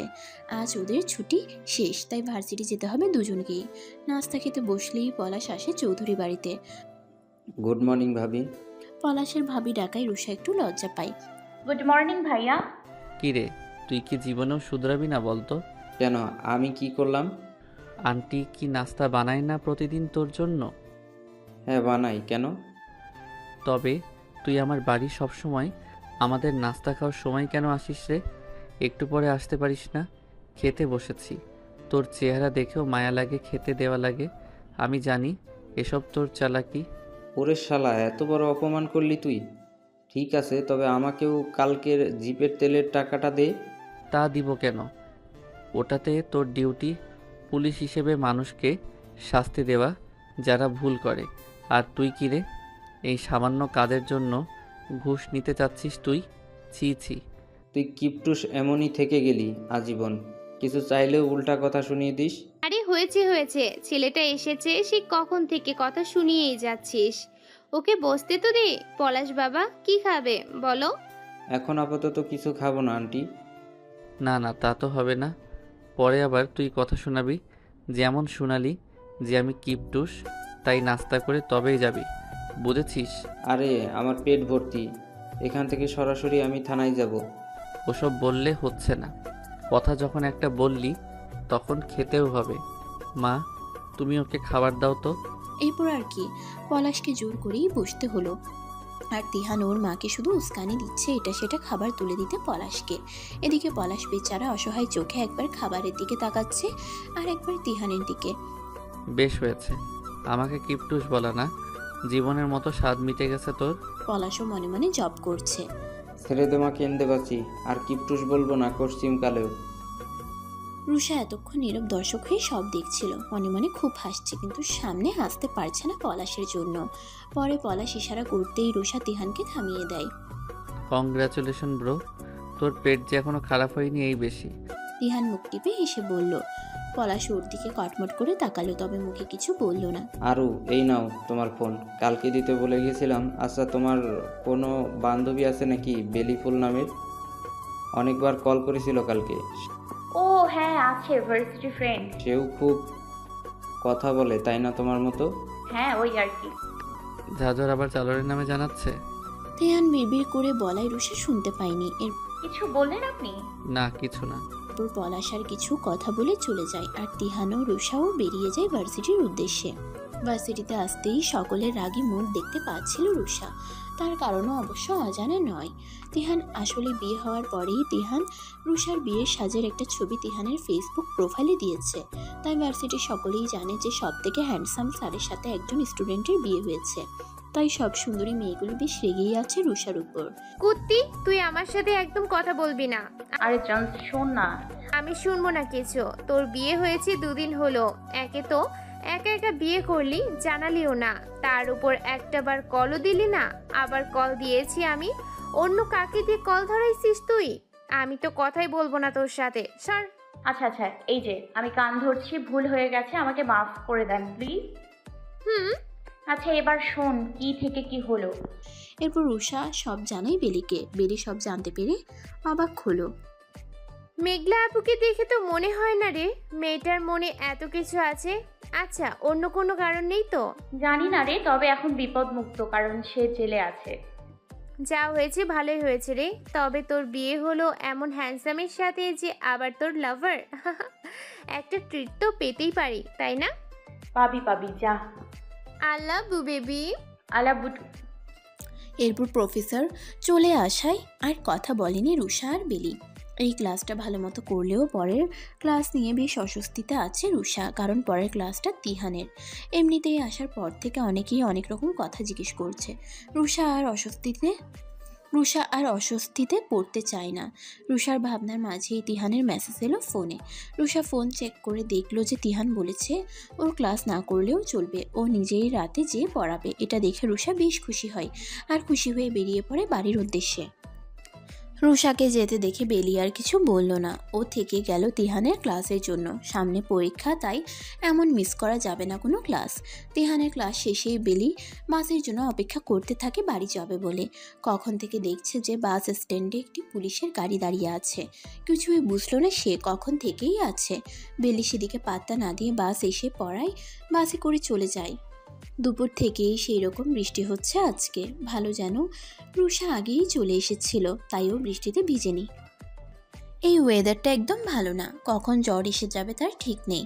রুষা ভার্সিটি থেকে এসেই পড়তে বসে যায় ক্লাসের পড়া, কারণ তিহান এসে ওকে 2 বার পড়তে বসাবে আজকে, তখন এই পড়া শেষ করা হবে না। এরপর শাওয়ার নিয়ে দুপুরের খাবার খেয়ে এক ঘুম দেয়। হঠাৎ ঘুম ভেঙে যায় ফোনের আওয়াজে। রুষা ঘুম ঘুম চোখে ফোনটা নিয়ে শুয়ে থাকা অবস্থাতেই কল রিসিভ করে। এই জানু, জানিস আমাদের নাকি ট্যুরে নিয়ে যাবে ভার্সিটি থেকে। বেলির কথা শুনে রুষা লাফ দিয়ে ওঠে। কি বলছিস, আবার বলতো। আরে ট্যুরে নিয়ে যাবে আমাদেরকে। সত্যি বেবি? আরে হ্যাঁ, আমাকে কল করেছিল আনিকা। কোথায় নিয়ে যাবে রে? তা তো জানি না রে, ও শুধু এতটুকুই বললো আমাকে। তুই যাবি তো? আরে কি বলিস, যাব না মানে? অবশ্যই যাব আমি, কিন্তু তোর পরিবারকে ম্যানেজ করতে পারবি তো? পারবো, এতে তো মার্কস থাকে, তাই একটু বুঝিয়ে যাব, আশা করি মেনে নিবে বাড়িতে। ওয়াও, কি মজা হবে রে, আমার তো এক্ষুনি নাচতে ইচ্ছে করছে। আচ্ছা এখন রাখি, ঠিক আছে? আব্বু আছে বাড়িতে। আচ্ছা, তিহান ভার্সিটি থেকে আসার পর থেকেই দেখছে যে রুষা বারবার ওর ঘরের দিকে উকি দিচ্ছে। বাইরে গেলেও পিছন পিছন ঘুরছে। কাহিনী কি? উকি দেওয়ার কি আছে? আমাকে দেখতে ইচ্ছা করলে রুমে এসে দেখলেই তো হয়। রে লোকটা দেখে ফেলেছে। কি রে আয়? না না না, মানে আমি আপনাকে কোথায় যেন দেখছিলাম না তো। কই তবে আমার পিছনে এমন ঘুরঘুর করছিস কেন? কাহিনী কি? ঘুরছি আমি? আরও তোকে আমি হাড়ে হাড়ে চিনি। নিশ্চয়ই কোনো ব্যাপার আছে যা বলতে চাস, তাই নির্দ্বিধায় সব বলতে পারিস। রুষা কিছুক্ষণ সময় নিয়ে ঢোক গিলে বলল, বলছিলাম কি যে ভার্সিটি থেকে নাকি ট্যুরে নিয়ে যাবে। তোকে কে বলল? ডেলি কল করেছিল, তাই জেনেছি। ও হ্যাঁ, কিছুদিনের জন্য নিয়ে যাচ্ছে সব স্টুডেন্টদেরকে, তাতে কি? আমি যেতে পারি না? না, আর 1 মাস পর পরীক্ষা। এখন এসব ঘোরাঘুরির দরকার নেই তোর। আমি স্যারদের সাথে কথা বলে প্র্যাকটিক্যালের মার্ক বাড়াই নিবনি, সমস্যা নেই। আর কিছু? না বেটা এরপর তিহান ওর শার্টের হাতা ঠিক করতে করতে নিচে চলে গেল খাওয়ার জন্য। খাটাস, সকলে যাবে আর আমাকে নিয়ে যাবে না? খুব আইসে না নাম্বার বাড়াবে। আমিও দেখি আমাকে কে আটকায় ঘুরতে যেতে। এরপর রুষা সোজা চলে গেল আলাউদ্দিন চৌধুরীর ঘরে। বড় আপু আসবো? যে এসো মা, কিছু বলবে? জি বলো। আলাউদ্দিন সাহেব খবরের কাগজ রেখে রুষার দিকে মুখ করে বসলো শোনার জন্য। আসলে ভার্সিটি থেকে আমাদেরকে ট্যুরে নিয়ে যাবে, কোথায় জানি না, তবে সব স্টুডেন্টদেরকে নিয়ে যাবে। সাথে কয়েকটা স্যার ম্যামও থাকবে। ওখানে আসলে প্র্যাকটিক্যালের মার্ক থাকে। ঘুরতে না গেলে মার্ক কেটে নেবে। আমি অনেক দিন কোথাও ঘুরতে যাইনি। তোমার ছেলে আমাকে নিয়ে যেতে চায় না। তুমি কিছু করো না প্লিজ প্লিজ বড়ব্বু। আচ্ছা ঠিক আছে, আমার রুষা মা যখন যেতে চেয়েছে তবে অবশ্যই যাবে। তুমি টেনশন নিও না, আমি সামলে নিব। ধন্যবাদ বড়ব্বু। যাও পড়তে বসো এখন গিয়ে। ঠিক আছে। এরপর রুষা উঠতে উঠতে একেবারে চলে এলো নিজের রুমে। ওর তো মনে খুশির বন্যা বয়ে যাচ্ছে বেড়াতে যাবে বলে। রাতে সকলে খেতে বসেছে, তখন আলাউদ্দিন চৌধুরী বললেন, শুনলাম রুশাদের ভার্সিটি থেকে নাকি ট্যুরে নিয়ে যাচ্ছে। তা কোথায় নিয়ে যাচ্ছে তিহান? সিলেট। ও তাহলে তো ভালোই হবে। রুষা মার তো অনেকদিন শখ ছিল সিলেট ঘোরার, আগে যায়নি কখনো। এই সুযোগে ঘোরাও হয়ে যাবে। না, আরও কোথাও যাচ্ছে না। কেন? 1 মাস পর ওর পরীক্ষা। এখনও ট্যুরে গেলে এসে কিছুতেই পড়বে না, রেজাল্ট খারাপ হবে। কিছু মার্কস যা থাকবে ঘোরাঘুরির জন্য আমি ম্যানেজ করে নিবনি। রুষা করুণ চোখে তাকালো আলাউদ্দিন চৌধুরীর দিকে। না, ও যাবে, ও ভালো মতোই পড়বে এসে। বাবা, তুমি ওকে আমার থেকে ভালো চেনো না। ও পড়াচোর। একে তো ওখানে 4-5 দিন বাদ যাবে, আবার এসেও 2-3 দিন পড়বে না। আগে এমনিতেই ওর গ্যাপ আছে পড়ায়, এমন করলে খারাপ হবে। বললাম তো ও যাবে। আমার টাকা দিতে যদি এত সমস্যা থাকে তবে ও আমার টাকায় যাবে, বুঝতে পেরেছো? তাও যাবে ও। তিহান টাকার কথা শুনে রেগে খাওয়া রেখেই উঠে চলে গেল। ছেলেটা একটু টাইম মতো খেতে বসলো আর আপনি ওকে এভাবে বললেন কেন ভাই? নিশ্চয়ই ও রুষার ভালোর জন্যই বলেছে। রুষামা যাবে ঘুরতে, এটাই শেষ কথা আমার। ওর যে ছোট থেকে দেখে আসছে, কখনো কিছু বলিনি বলে মাথায় উঠে গেছে ছেলেটা। এই বলে আলাউদ্দিন চৌধুরীও না খেয়ে চলে গেলেন। এসব দেখে রুষারও মন খারাপ হয়ে গেল। ওর জন্য বাবা ছেলের মাঝে ঝামেলা হলো অকারণে। রুষা প্লেটে খাবার বেড়ে চলল তিহানের ঘরের দিকে। তিহানের ঘরে যেয়ে দরজা ধাক্কালো, ডাকলো, তবুও খুলল না দরজা তিহান। রুষা ভাবলো এভাবে কাজ হবে না, তাই জোরে করে বলে উঠল, আচ্ছা ঠিক আছে, আপনার টাকার সমস্যা হলে থাক, না হয় আমি যাব না ঘুরতে। ব্যাস আগুনে ঘি ঢেলে দিল একেবারে রুষা। এখন শুধু বাঘের অপেক্ষায় আছে কখন সে আসবে শিকার করতে। রুষার ভাবনার মাঝেই তিহান দরজা খুলে রুষাকে ধাক্কা দিয়ে রুমের মধ্যে টেনে দরজা বন্ধ করে দিল। দরজা খোলার জন্য তো বলে দিলাম কথাটা, এবার কি হবে? তবে রেগে আমাকেই না খেয়ে ফেলে। রুষার এসব ভাবনার মাঝেই তিহান ওর দিকে এক পা করে আগাতে লাগলো। রুষা তো ভয়েই শেষ, সমান তালে পেছাতে লাগলো। কি বলছিলি যেন একটু আগে? আমার টাকার সমস্যা তাই তুই যাবি না? না না, মানে ওই আর কি। কিসের না মানে? আমার টাকার সমস্যা? হ্যাঁ। এই বলতে বলতে রুষার পিঠ ঠেকে গেল দেয়ালে পেছাতে। আর তিহান ও রুষার একদম কাছে দাঁড়িয়ে রুষার 2 হাত চেপে 2 দিকে রাখলো। ওরা এতটা কাছে যে একে অপরের নিঃশ্বাসও গায়ে পড়ছে একে অপরের। রুষার ভয়ে আর আবেশে প্রাণ যায় অবস্থা। আমার টাকা নেই। হ্যাঁ, আমি কি বেকার? আমি ইনকাম করি। কানাডায় থাকা অবস্থায় আমি অনেক পার্ট টাইম জব করেছি। ওসব টাকা কী জন্য রেখেছি আমি ব্যাংকে? এত কষ্ট করেছি কেন টাকার জন্যে? ওগুলো তো তোর শখ পূরণের জন্যই রেখেছি আমি। আর তুই বলিস যে টাকার সমস্যা, তাই নিয়ে যেতে চাচ্ছি না আমি তোকে। রুষা ভাবলো একে তো চুপ করাতে হবে, নয়তো বাড়ির সকলে এবার সব শুনতে পারবে যেভাবে জোরে চিল্লাচ্ছে তিহান। কিন্তু হাত দিয়েও কিছু করতে পারছে না, আবার সরতেও পারছে না। এতক্ষণ চেষ্টা করেও বৃথা, তাই এখন একটা উপায়ই আছে। রুষা ওর ঠোঁট দিয়ে হুট করে তিহানের কথার মাঝে তিহানের ঠোঁট চেপে ধরলো, ফলে তিহানও চুপ করে গেল। কিন্তু এটা ছিল রুষার সব থেকে বড় ভুল কাজ। তিহান এমনিতেই রেগেছিল, সেই সুবাদে এখন রুষার ঠোঁট দাঁত দিয়ে আটকে ধরেছে, কিছুতেই ছাড়ছে না। রুষা কিছুক্ষণ আওয়াজ করলো, তবে তাও তিহান ছাড়লো না। কারেন্টটাও তখনই চলে গেল। রুষা তিহানের থেকে নিজেকে ছাড়াবার অনেক চেষ্টা করলো, কিন্তু পারছে না কিছুতেই। তিহান এভাবে অনেকক্ষণ রুষার কাছাকাছি থাকায় ওর মাঝেও কেমন একটা অনুভূতি হলো। নিজেকে আর নিয়ন্ত্রণে রাখতে পারল না তিহান। নেশাক্ত চোখে রুষার চোখে তাকিয়ে রুষার ঠোঁটের স্বাদ নিতে লাগলো। কিছুক্ষণ পর ছেড়ে দিয়ে ছিটকে দাঁড়ালো তিহান। ঘোর লেগে গেছিল একেবারে। ওই বা কী করবে, সামনে এমন সুন্দরী মেয়ে, তার উপর সে আবার নিজেরই বিয়ে করা বউ। অনুভূতি আসা অস্বাভাবিক নয়। রুষাও স্তব্ধ হয়ে রইল কিছুক্ষণ। কারেন্ট চলে আসায় ও চলে যেতে চাইলে তিহান আবারও হাত টেনে ধরল রুষার। আজ মুড চেঞ্জ হয়েছে বলে বেঁচে গেলি, নয়তো আজ তোর খবর ছিল।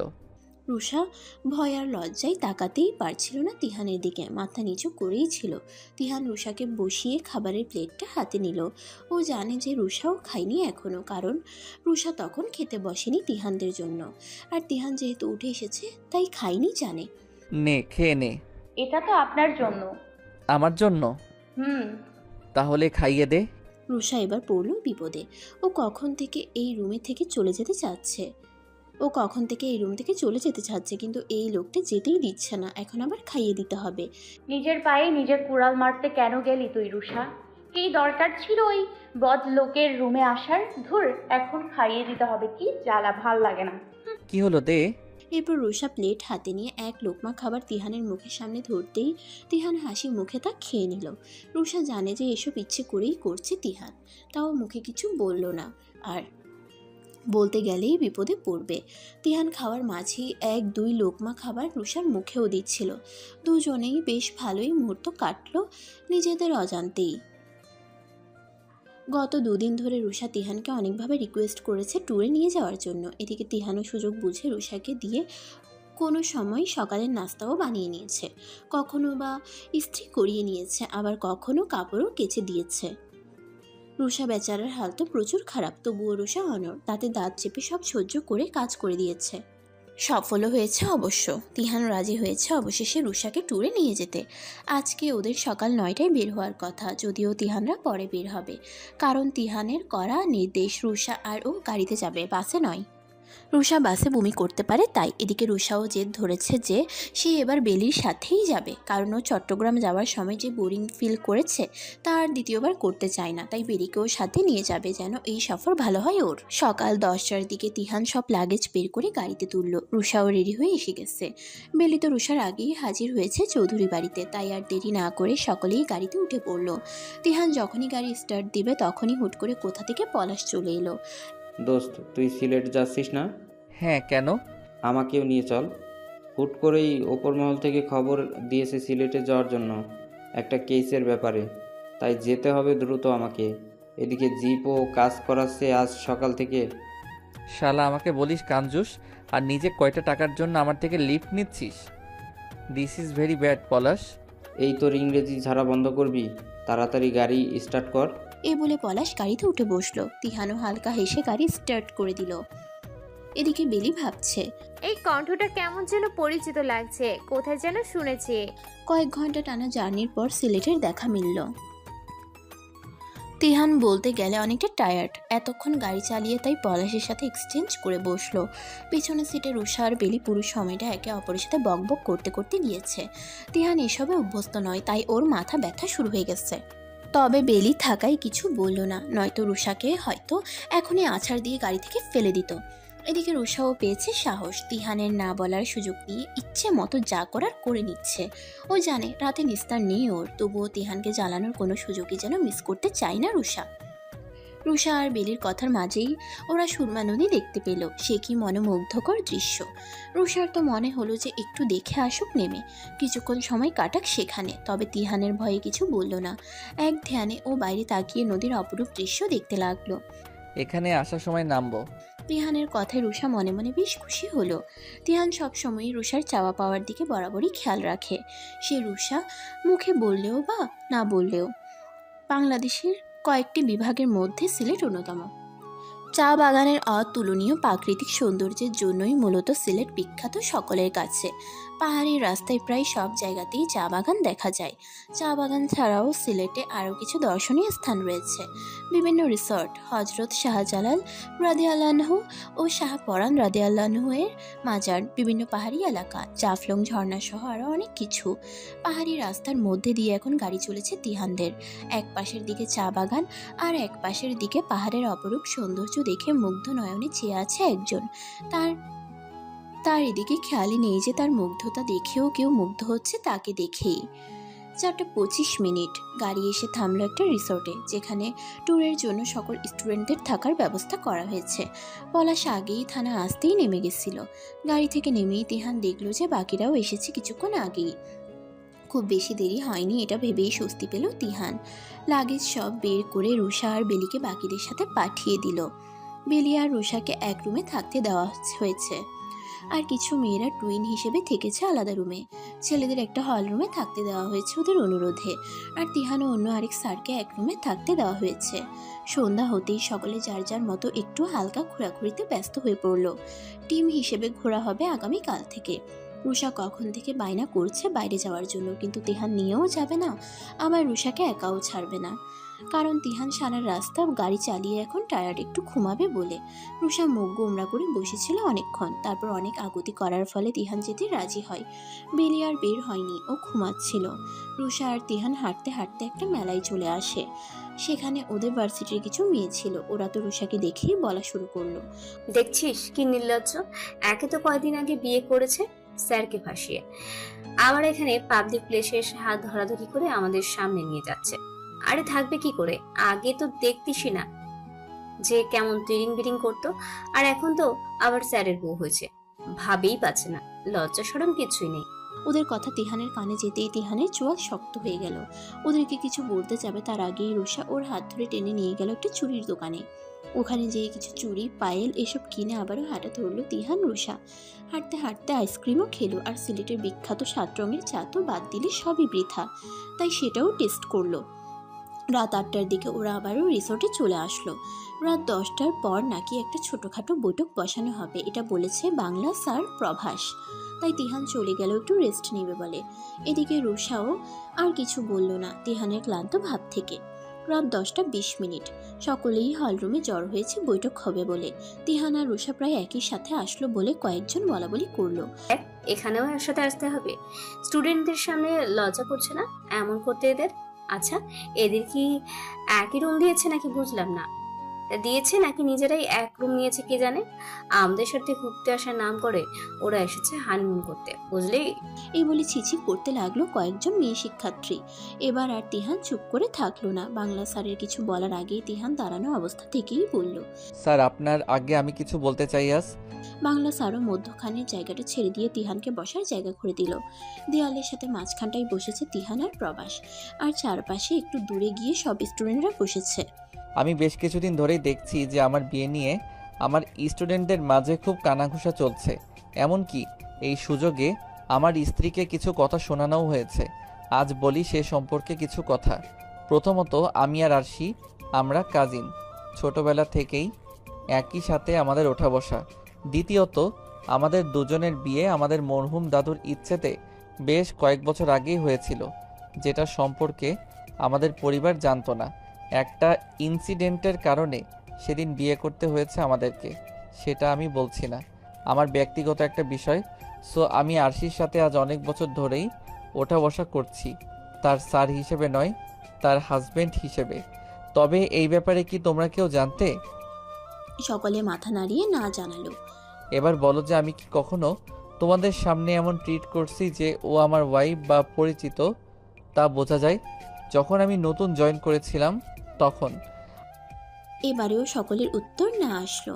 আরশি কিছু চাইলেই প্রথম দিন থেকে আমার কথা বলে ভার্সিটিতে পপুলারিটি তৈরি নিতে পারতো, কারণ আমি ঢাকা ভার্সিটিতেই পড়াশোনা করতাম আর ফেমাসও ছিলাম, কিন্তু কখনো তা করেনি। ইভেন আমি জয়েন করার পরেও সে আমার পরিচিত এটাও জানায়নি কাউকে। জানিয়েছে কি? না। এবার আসি বিয়ের পরের কথা।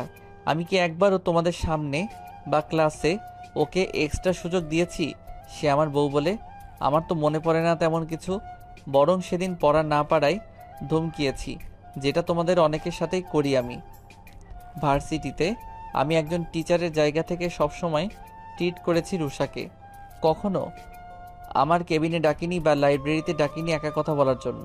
তবে তোমাদের কেন মনে হয় যে আমরা ভুল করেছি বা আমরা লোক দেখিয়ে বেড়াই? আমি কি একবারও তোমাদেরকে পরিচয় করিয়েছি যে এইটা তোমাদের ম্যাম? সেই হিসেবে তো ওকে সম্মান দেওয়ার কথা ছিল তোমাদের, কিন্তু তোমরা সব সময় ওকে অপমান করছো। সেই নাকি আমাকে তার রূপ দিয়ে ফাঁসিয়ে বিয়ে করেছে। আচ্ছা, তোমাদের শিক্ষাটা কোথায় তবে? একটু বলতে পারো আমাকে? যে শিক্ষা দিয়েছে বুঝি তোমাদের বাবা মা? এই শিক্ষা দিয়েছে বুঝি তোমাদের বাবা মা? যদি আমার আর আশির বিয়ে আগে নাও হতো, যদি পারিবারিকভাবে বিয়েটা হতো, তাতেও বা কী সমস্যা ছিল? আমাদের কি খুব বেশি এইজ গ্যাপ? তোমরা এমনভাবে বাজে কথা কেন ছড়াচ্ছ বুঝলাম না। আমিও কি স্পেশাল ট্রিট করেছি আজকে? বাসে আরশির শরীর খারাপ হতো তাই গাড়িতে নিয়ে এসেছি, আর মেলাতে গেছিলাম আমরা হাজব্যান্ড ওয়াইফ হিসেবে।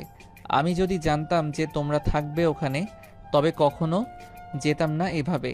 আর হ্যাঁ, আমাদের আলাদা রুম দেওয়া হয়নি, আরশিকে তার বান্ধবীর সাথে থাকতে দেওয়া হয়েছে। তাই এই ধরনের কথা বলা বন্ধ করো যে আমার স্ত্রী বলে সে বেশি বেনিফিট পাচ্ছে, কারণ আমি এমনটা কখনো করিনি তোমাদের সামনে। আমি আমার টিচার আর হাজবেন্ড দুটো জায়গা থেকে ঠিক আছি, ইভেন আরশি নিজেও তাই করেছে। তোমাদের সমস্যাটা কোথায় তবে? তোমরা স্টুডেন্টদের এত গায়ে লাগছে কেন বিষয়টা বুঝলাম না আমি সত্যি। যদি আমার সাথে রিয়ার বিয়ে হতো তখন নিশ্চয়ই এমন বলতে না, তাই না?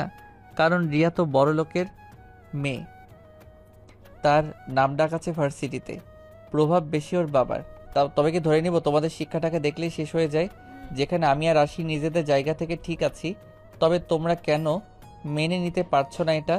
অনেক লম্বা কথা বললাম, কিছু ভুল হলে ক্ষমা করবে, তবে আজ না বলে পারলাম না আমি। তিহান চুপ করতেই প্রভাস বলল, তোমাদের এই ব্যবহারটা আসলে গ্রাম্য নয়। তোমরা তো আমাদের স্টুডেন্ট, আমাদের শিক্ষায় শিক্ষিত হচ্ছ। আমরা কি এটা শিখিয়েছি তোমাদের? এবার থেকে আশা করি সকলের ভুল বুঝতে পেরেছো। আমি যেন কখনো দেখি না যে আরও শিখে তোমরা আর বাজে কথা বলেছো কখনো। সকলেই প্রভাস স্যারের সাথে একমত হয়ে তিহানা রুষার কাছে ক্ষমা চেয়ে নিল। এরপর সকলকে একটা একটা করে টাস্ক দেওয়া হলো, কাউকে গান, কাউকে নাচ, আরও অনেক কিছু। সকলের পারফরমেন্স শেষে তিহানের গান গাওয়া দিয়েই বৈঠক শেষ হলো রাত 12:30 দিকে। রুমে এসে ঘুমিয়ে পড়েছে তিহানরা, এদিকে রুষাও ঘুম। অনেকটা রাস্তা তখন হেঁটেছে, তাই ঘুমায়নি শুধু বেলি, কারণ ও বিকেলে এসেই ফ্রেশ হয়ে ঘুমিয়েছিল, তাই এখন আর ঘুম পাচ্ছে না ওর। হালকা একটু আড়মোড়া ভেঙে সোফায় বসে ফোনটা হাতে নিল বেলি। তারপর ওর পছন্দের একটা হিন্দি সিরিয়াল দেখতে লাগলো।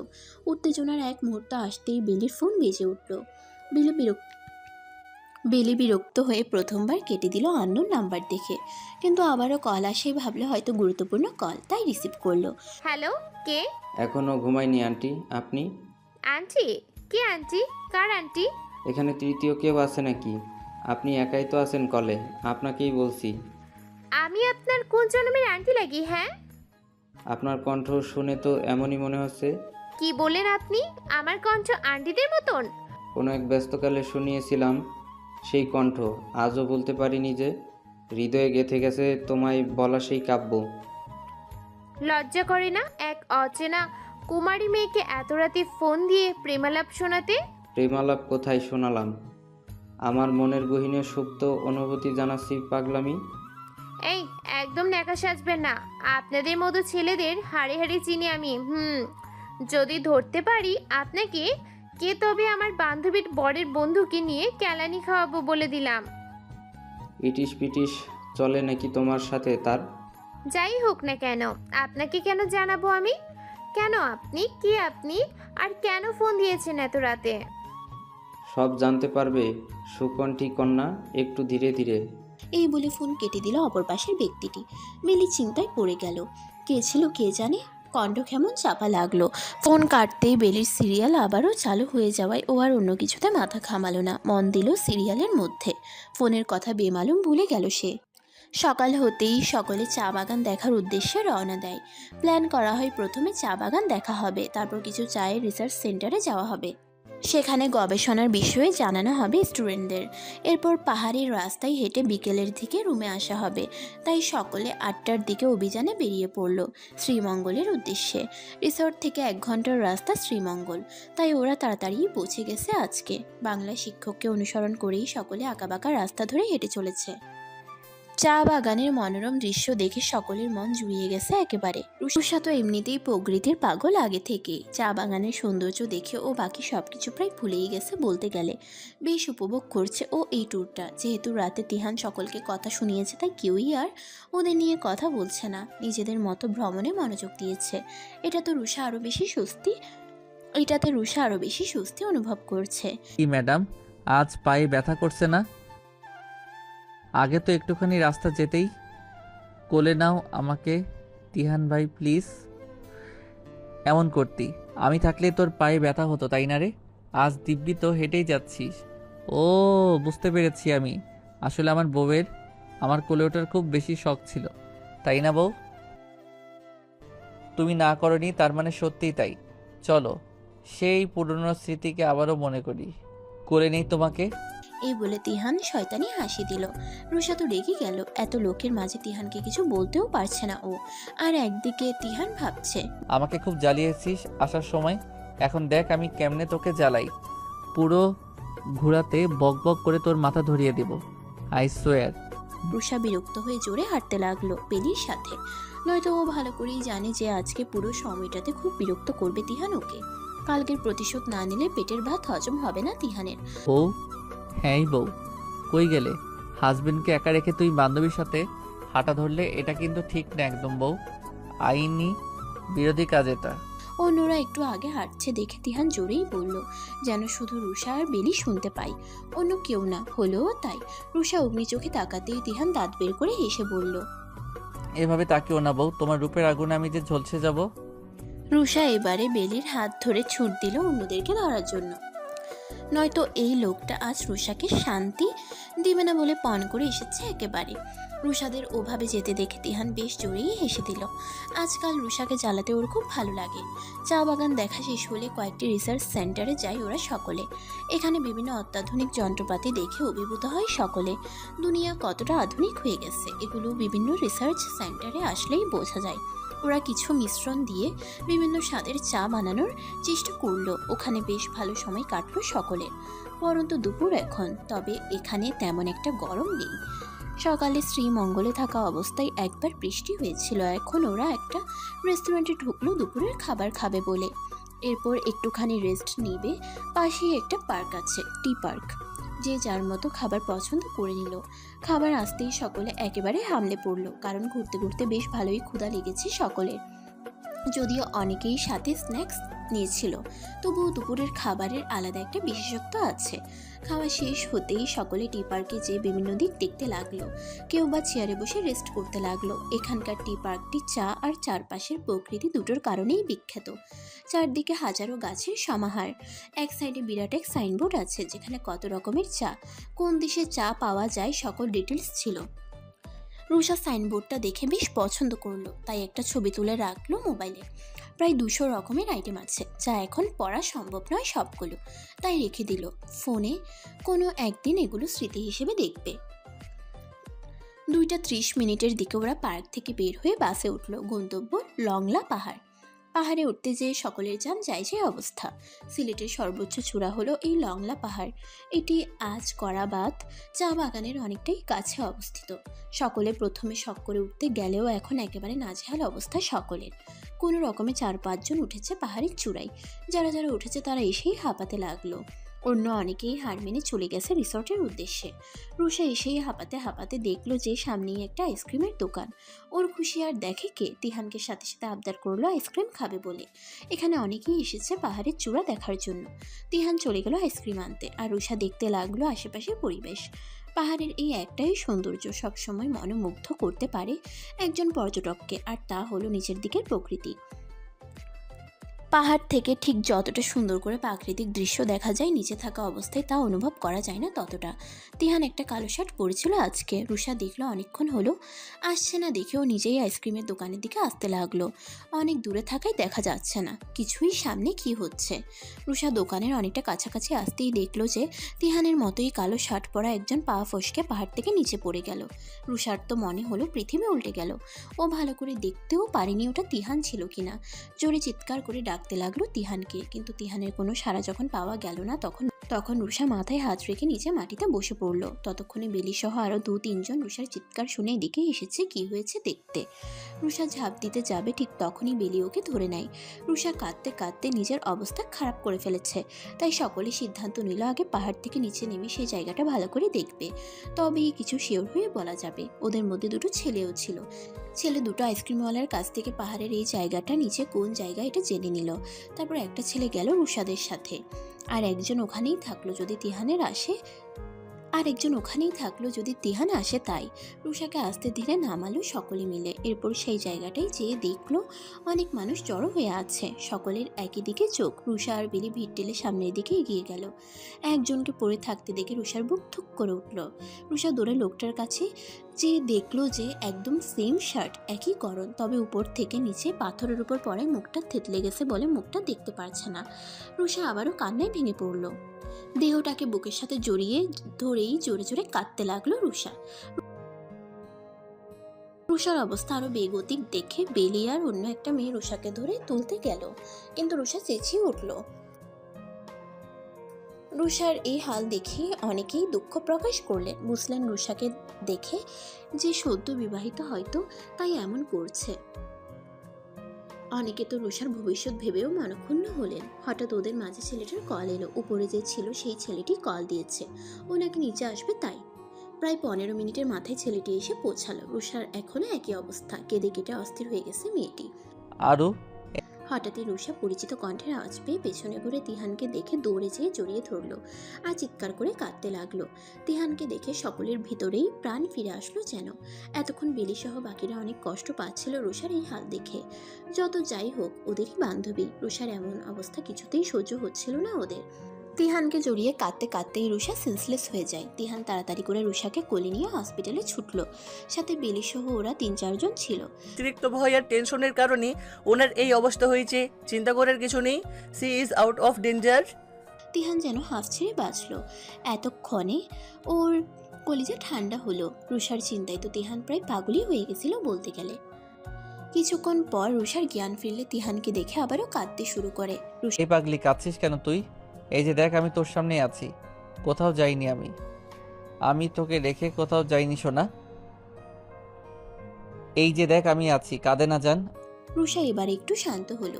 আচ্ছা আমি বলছি শোন, আসলে তুই আইসক্রিম চাইলি, আমি আনতেই গেছিলাম, তখনই আমার একটু প্রেশার পড়লো, ওয়াশরুমে যাওয়ার দরকার ছিল, কিন্তু ওই পাহাড়ে তো এমন থাকার কথা না। পরে দোকানদারকে জিজ্ঞেস করতেই উনি আমাকে দেখিয়ে দিলেন কোন দিকে করা যায়, তাই আমি তখনই গেছি। আর এই লোকটাও তখন তার বাচ্চার জন্য আইসক্রিম কিনছিল। আমি চলে আসি তখনই তুই গেছিস আর ওই লোককে দেখেছিস পড়তে। আমি যখন কাজ ছেড়ে আসি ততক্ষণে তোরা চলে এসেছিস। আমি দূরে থাকায় তোদের কোনো আওয়াজই শুনতে পাইনি আগে। তারপর এসে আমি যথারীতি আইসক্রিম কিনে যেয়ে দেখি তোরা নেই। আমি পাগলের মতো খুঁজতে থাকি এখানে সেখানে, কিন্তু তোকে পাই না। পরে আমি আরু বলে চিৎকার দিতেই তোর বন্ধুর দেখা মিলল, আর সে আমাকে সব খুলে বলল। আজ নিখিল না থাকলে কি হতো জানি না। আমি তোকে না পেলে সত্যি পাগল হয়ে যেতাম। কথা বলতে বলতে ওর গলা আটকে আসলো কান্নায়। এদিকে রুষার চোখেও পানি। দুজনের কেউ কাউকে ছাড়া থাকতে পারে না, আবার সেটা স্বীকারও করবে না দুজনে। তিহান চোখ মুখ মুছে রুষার মাথায় হাত বুলিয়ে দিল। 2 ঘন্টা পরে ওকে ডিসচার্জ করে দেওয়া হলো। তিহান রুষাকে কোলে নিয়েই হাঁটে দিল। পাগল তো হয়ে যেতাম তোকে না পেয়াস। আর তাছাড়াও আমি থাকতে আমার বউ কষ্ট করবে কেন? আর একদম চুপ করে থাক। আমি বেলির থেকে সব শুনেছি। তুই ঝাঁপ দিতে গেছিলি পাহাড় থেকে, এর শাস্তি তো পেতেই হবে তোকে। কি সমস্যাটা কি তোর? বারবার এমন ছোটাছুটি করছিস কেন? আমি এখানে থাকবো না বলছি তো। পারলে উঠে দেখা, আমার হাত থেকে তোর নিস্তার নিয়ে আস। এই বলে তিহান জোরে চেপে ধরল রুষাকে। হাসপাতাল থেকে রুষাকে এনেই তিহান আলাদা রুম নিয়েছে বাংলা স্যারকে বলে। রুষার হাল দেখে সকলেই রাজি হয়েছে, কারণ এই ঘটনার পর দুজন একটু একা সময় কাটালে বোধহয় ভালো হবে। এদিকে রুষা রাজি ছিল না, তবুও তিহান তো নাছর বান্দা। আর সেই তখন থেকে 1 ঘন্টা হয়ে গেছে, তবুও তিহান রুষাকে ছাড়েনি, বেডের সাথে জোর করে চেপে ধরে রেখেছে। রুষা সেই কখন থেকে চেষ্টা চালাচ্ছে নিজেকে ছাড়ানোর, কিন্তু তিহান তো ছাড়ার বান্দা নয়। সে যখন ঠিক করেছে আজ এভাবেই থাকবে, তো এভাবেই থাকা লাগবে। রুষার কান্না পাচ্ছে খুব।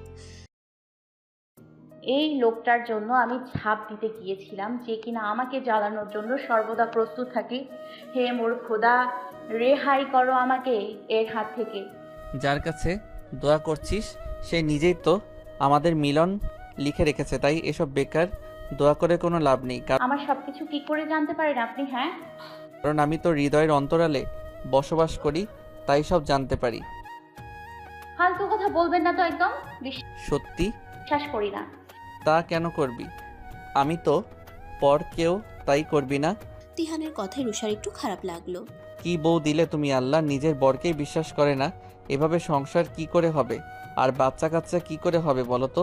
কত শখ করেছিলাম যে ক্রিকেট টিম বানাবো, কিন্তু যে বউ তার বরকেই বিশ্বাস করে না তাকে কি করে আমি কাছে আনবো? তুমি বলে দাও। তিহানের এমন করে বলা কথায় খারাপ লাগা উধাও হয়ে গেল রুষার। সেখানে স্থান করে নিল একরাশ বিরক্তি আর অস্বস্তি। রুষা আরও কিছুক্ষণ একই রকম ছোটাছুটি করার পরেই ঘুমিয়ে গেল, কারণ তিহান ওকে ঘুমের ওষুধ দিয়েছিল। রুষা ঘুমে তলিয়ে যেতেই তিহান সকলকে জানালো যে সে আর ট্যুর করতে চায় না, তবে রুষা জেগে গেলে বায়না করবে। বিধায় রুষাকে নিয়ে ও রাতেই রওনা দিয়ে দিবে বাড়ির উদ্দেশ্যে। সকলে আর কিছু বলার সাহস পেল না, যে যার মতো রুমে চলে গেল ঘুমাতে।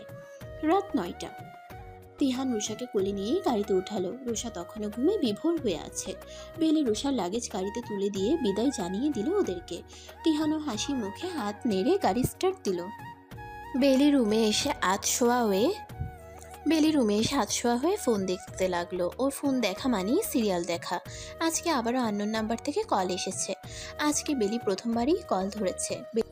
বাপ রে, আজ যে একদম প্রথম কলটাই ধরলেন।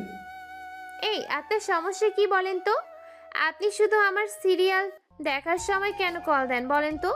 আমার সিরিয়াল দেখার সাথে আপনার জন্মের শত্রুতা আছে? কোন জন্মের শত্রুতা আছে আপনার? নাকি বুঝি না, অদ্ভুত। তাও মিস আন্টিওয়ালা কন্যা, কেমন আছেন আপনি? ও, এতক্ষণ ভালো থাকলেও আপনার এই কণ্ঠ শুনি খারাপ হয়ে গেলাম। Trust me. এভাবে বলবেন না প্লিজ, বকে লাগে। আপনার কণ্ঠ শোনার জন্য আমি কত ব্যস্ত হয়ে পড়ি জানেন আপনি? অশুভ লোক, পারলে পরিচয়টা দিন আপনার। এইভাবে কাপুরুষের মতো পরিচয় লুকিয়ে এসব করার মানে কি? মানেটা আপনি কিছুদিন পরেই বুঝতে পারবেন কন্যা। তা আপনার সিলেট ট্যুর কেমন চলছে? হোয়াট? আপনি কি করে জানলেন যে আমি ট্যুরে এসেছি? দেখুন আমার যাকে মনে ধরে আমি 14 গোষ্ঠী জেনে তবেই দম নিই। তাই আমার কাছে এই খবরটা জানা খুব একটা কঠিন না। এই, আপনি কোনো গুন্ডা মাস্তান তো না? আমায় কিডন্যাপ করে টাকা হাতানোর ধান্দা, তাই না? এমন হলে তো আপনি এতক্ষণে সিলেটের রিসোর্টে থাকতেন না, থাকতেন আমার কবজায়। এতে আমারও কষ্ট করে টাকা খরচ করে আপনাকে কল দিতে হতো না খামোখা, তাই না? একটু কথার সাথে সাথে ভাবারও চেষ্টা করুন। এই মানেটা কি? হ্যাঁ, কি বলতে চাইছেন কি আপনি? যে আমি আমার মাথা খাটাই না? আমি ভাবি না কিছু? আমি যতদূর জানি যাদের মাথা ভালো তারা বুঝে আর শোনে বেশি, চিল্লাই কম। বলি একটু সময় লাগলো বুঝতে কথাটার অর্থ, কিন্তু যখন বুঝলো তখন চিল্লাতে যেও থেমে গেল। ও বুঝতেই পারছে না কি করা উচিত। চিল্লালে বলবে মাথা কাজ করে না, এদিকে না চিল্লালেও অপমানের প্রতিশোধ নিতে পারছে না। মনে মনে দোটানায় ভুগছে বেলি। বাবা, আপনি তো খুব বাধ্য দেখছি। চেনা নেই জানা নেই এমন অপরিচিত কেউ বলল আর আপনি তাই মেনেও নিলেন। শুধু মেনে কই, আপনি তো সেটা পালনও করছেন ইমপ্রেসিভলি। দেখুন, আপনি কিন্তু লিমিট ক্রস করেছেন। আপনার পরিচয় দিন, নয়তো সত্যি সত্যি কিন্তু পুলিশের হাত কড়া পরিয়ে ছাড়বো আপনাকে, বলে দিচ্ছি। আপনি কথায় কথায় শুধু পুলিশের হুমকি দেন কেন বলেন তো? পারলে নিজে কিছু করুন। বাই দ্য ওয়ে, ট্যুরে আরামসে শেষ করে আসুন। আমার আমার সম্পর্কে তখন না হয় জেনে নিন। আল্লাহ হাফেজ। এই বলে লোকটি আজও বেলির কথা না শুনেই ফোন কেটে দিল।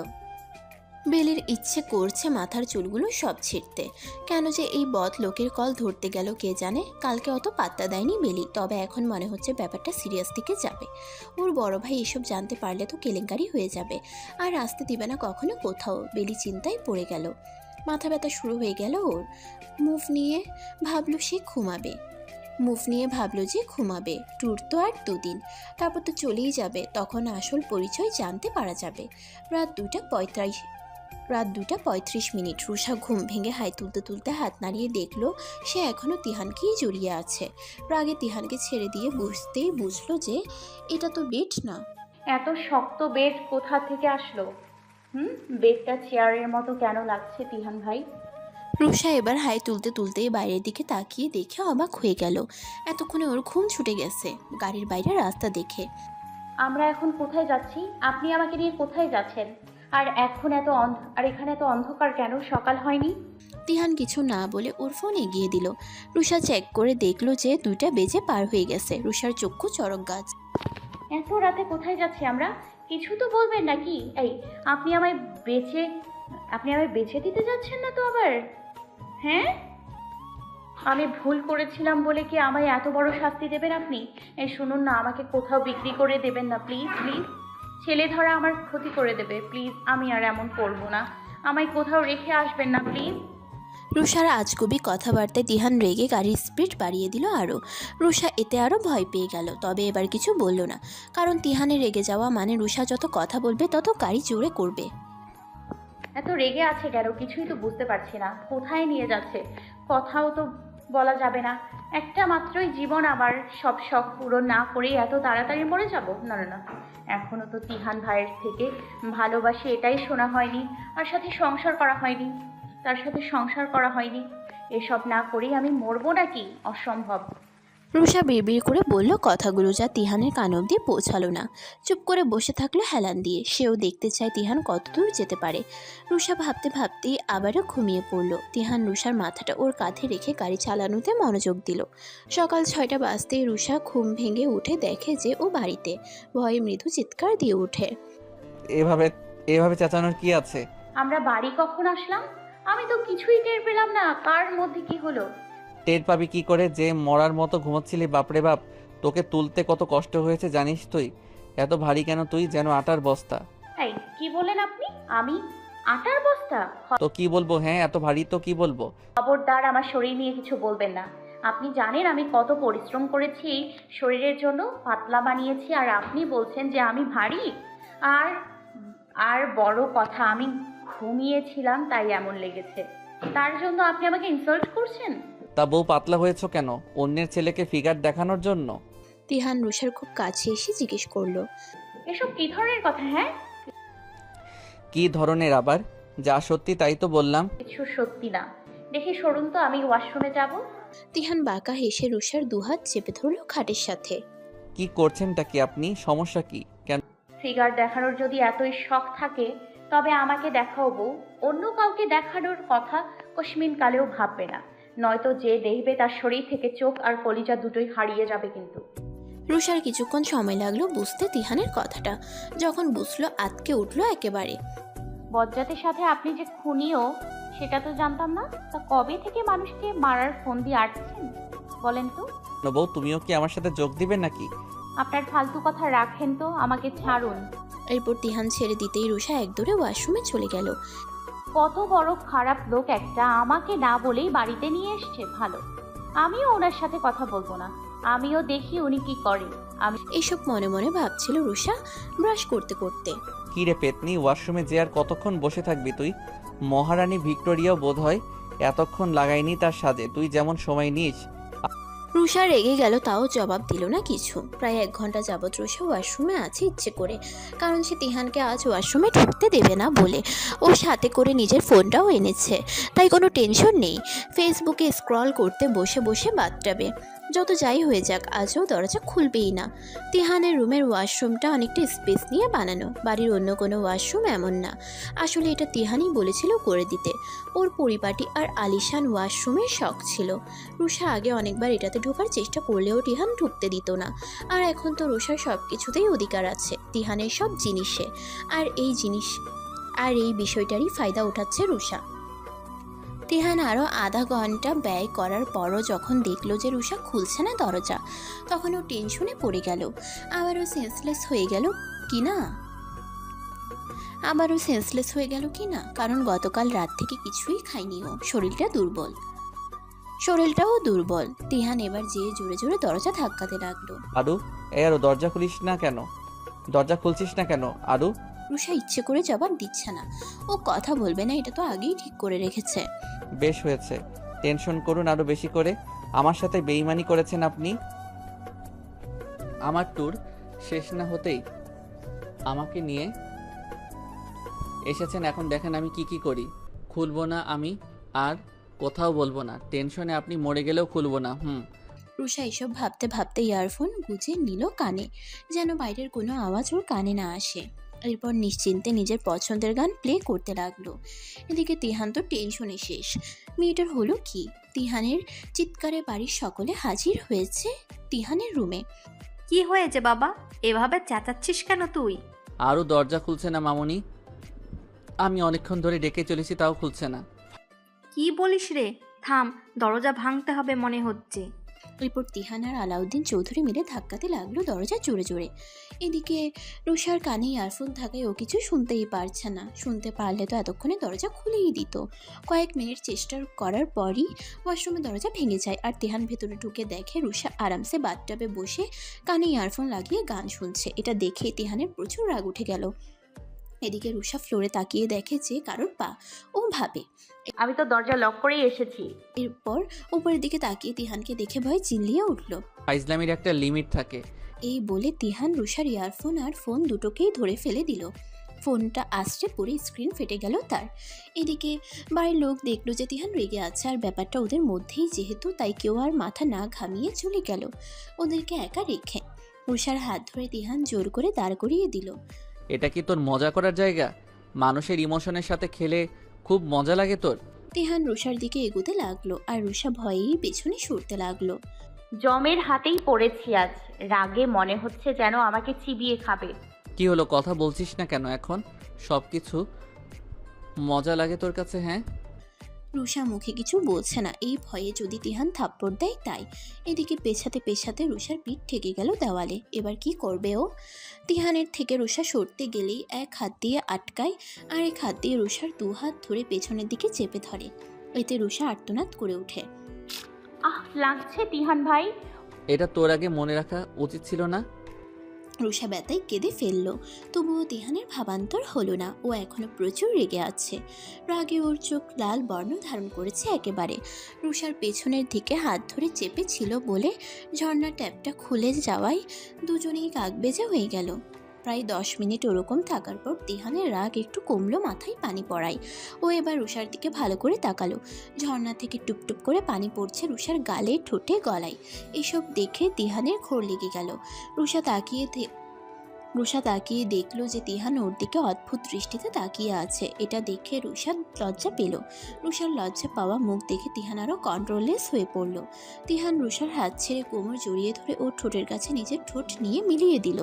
রুষাও আজ আটকালো না। এদিকে রুষার সারা পেয়ে তিহান ঠোঁট থেকে মুখ গুজল রুষার গলায়। ঝর্ণার পানি তখন ওদের উপর পড়ছে। গলায় তিহানের স্পর্শ পেতেই রুষার সমস্ত শরীর বেয়ে এক অন্যরকম শিহরণ বয়ে গেল। রুষা এই অনুভূতির সাথে একেবারেই অপরিচিত। ঘন ঘন নিঃশ্বাস নিতে লাগলো।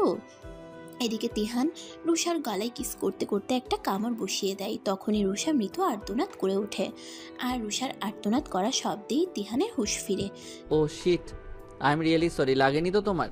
তিহানের এমন কথায় রুষা আরও লজ্জা পেল, মাথা নিচু করেই রাখলো। এদিকে তিহানও ভাবলো যে রুষা হয়তো আনইজি ফিল করছে, তাই বলল, আমি ড্রেস দিচ্ছি, চেঞ্জ করে আয় তুই। তোর এই বলে রুষাকে ছেড়ে দিয়েই তিহান ওয়াশরুম থেকে চলে গেল। আর রুষা কাঁপতে কাঁপতে তিহানের থেকে জামা নিয়ে এক সাইডে যেয়ে চেঞ্জ করলো, কারণ ওয়াশরুমের দরজা তো ভেঙে গেছে। রুষা বের হতেই তিহান ওয়াশরুমে ঢুকে গেল, রুষাকে আর কিছু বলল না। সকালের নাস্তা সেরে রুষা নিজের রুমে গেল। নাস্তার আগে যে ঘটনা ঘটেছে, এরপর ও আর তিহানের সামনে দাঁড়াতে পারবে না লজ্জায়, তাই নিজের রুমে এসে দরজা লাগিয়ে বসেছিল অনেকক্ষণ। এর মাঝে তিহান দুবার ডাকলেও রুষা কোনো সাড়া দেয়নি। কি শখ জেগেছে আমার হাতে মায়ের খাবার? ও মা গো, কে কে আপনি? আপনি কি করে এলেন? এই ভেবে রুষা নিজের বুকে থুতু দেয়। আসলে রুষা আবারও ঘুমিয়ে গেছিল প্রায়। তখনই তিহান বারান্দা দিয়ে রুষার ঘরে আসে। ভয় পাইয়ে দিয়েছিলেন আপনি একেবারে। উফ, দরজা কেন বন্ধ করে রেখেছিস? এমনিতেই। তোর এসব ন্যাকামো কিন্তু আমি একদম সহ্য করব না, বলে দিচ্ছি। তোর ট্যুর থেকে এসে ভালো মতো পড়ার কথা, তো এখনো ঝিমুচ্ছিস কেন তুই? ট্যুর তো আপনি শেষই করতে দিলেন না। আবার মুখে মুখে তর্ক করিস, দেবো এক থাপ্পড়। তিহানের কথায় রুষা চুপসে গেল। এই লোককে দিয়ে বিশ্বাস নেই, সত্যি সত্যিই মেরে দেবে, তার থেকে চুপ থাকাই ভালো। তোর হাতে 5 মিনিট সময়, এখনই দরজা খুলে আমার রুমে যে টেবিলে বই খাতা আছে সেগুলো নিয়ে বসবি। ট্যুরের কারণে ছুটি আছে কিছুদিন, তাই বাকি 2 দিন তুই আমার সামনে বসে থেকে সবসময় পড়বি। আর তার ব্যতিক্রম হলে বুঝতেই পারছিস আমি তোর কী হাল করতে পারি। তিহান কথাগুলো ধমক দিয়ে বলেই বারান্দা দিয়ে আবারও নিজের রুমে চলে গেল। তুমি আর ছেলে পেলে না আল্লাহ? এই লোকটাকে কেন আমার বর বানালে বলো তো? আমার জীবনটা তেনা তেনা বানিয়ে দিল একেবারে খাটাস একটা। তখন কি সুন্দর মুহূর্ত ছিল, আর এখন আল্লাহ যেন কাউকে এমন তেতো বর না দেয়। 1 মিনিট শেষ কিন্তু। পাশের রুম থেকে তিহান চিল্লিয়ে বলল বিধায় রুষার কানে গেল। তাই ও তড়িঘড়ি করে দরজা খুলে তিহানের রুমে হাজির হলো। রুষা যেয়ে দেখলো তিহান আগেই বই বই করে রেখেছে, আর চেয়ারটা টেনে রেখেছে রুষার জন্য। ধন্যবাদ। শুকনো একটা হাসি দিয়ে রুষা বলল, এতে ধন্যবাদের কিছু নেই, তোকে আমি হাড়ে হাড়ে চিনি। তুই যা ফাঁকিবাজ, তাতে আবারও তুই সময় নষ্ট করবি 10 মিনিট এসব করতে যে। তাই আমি করে দিয়েছি এগুলো, এখন দ্রুত পড়া শুরু কর।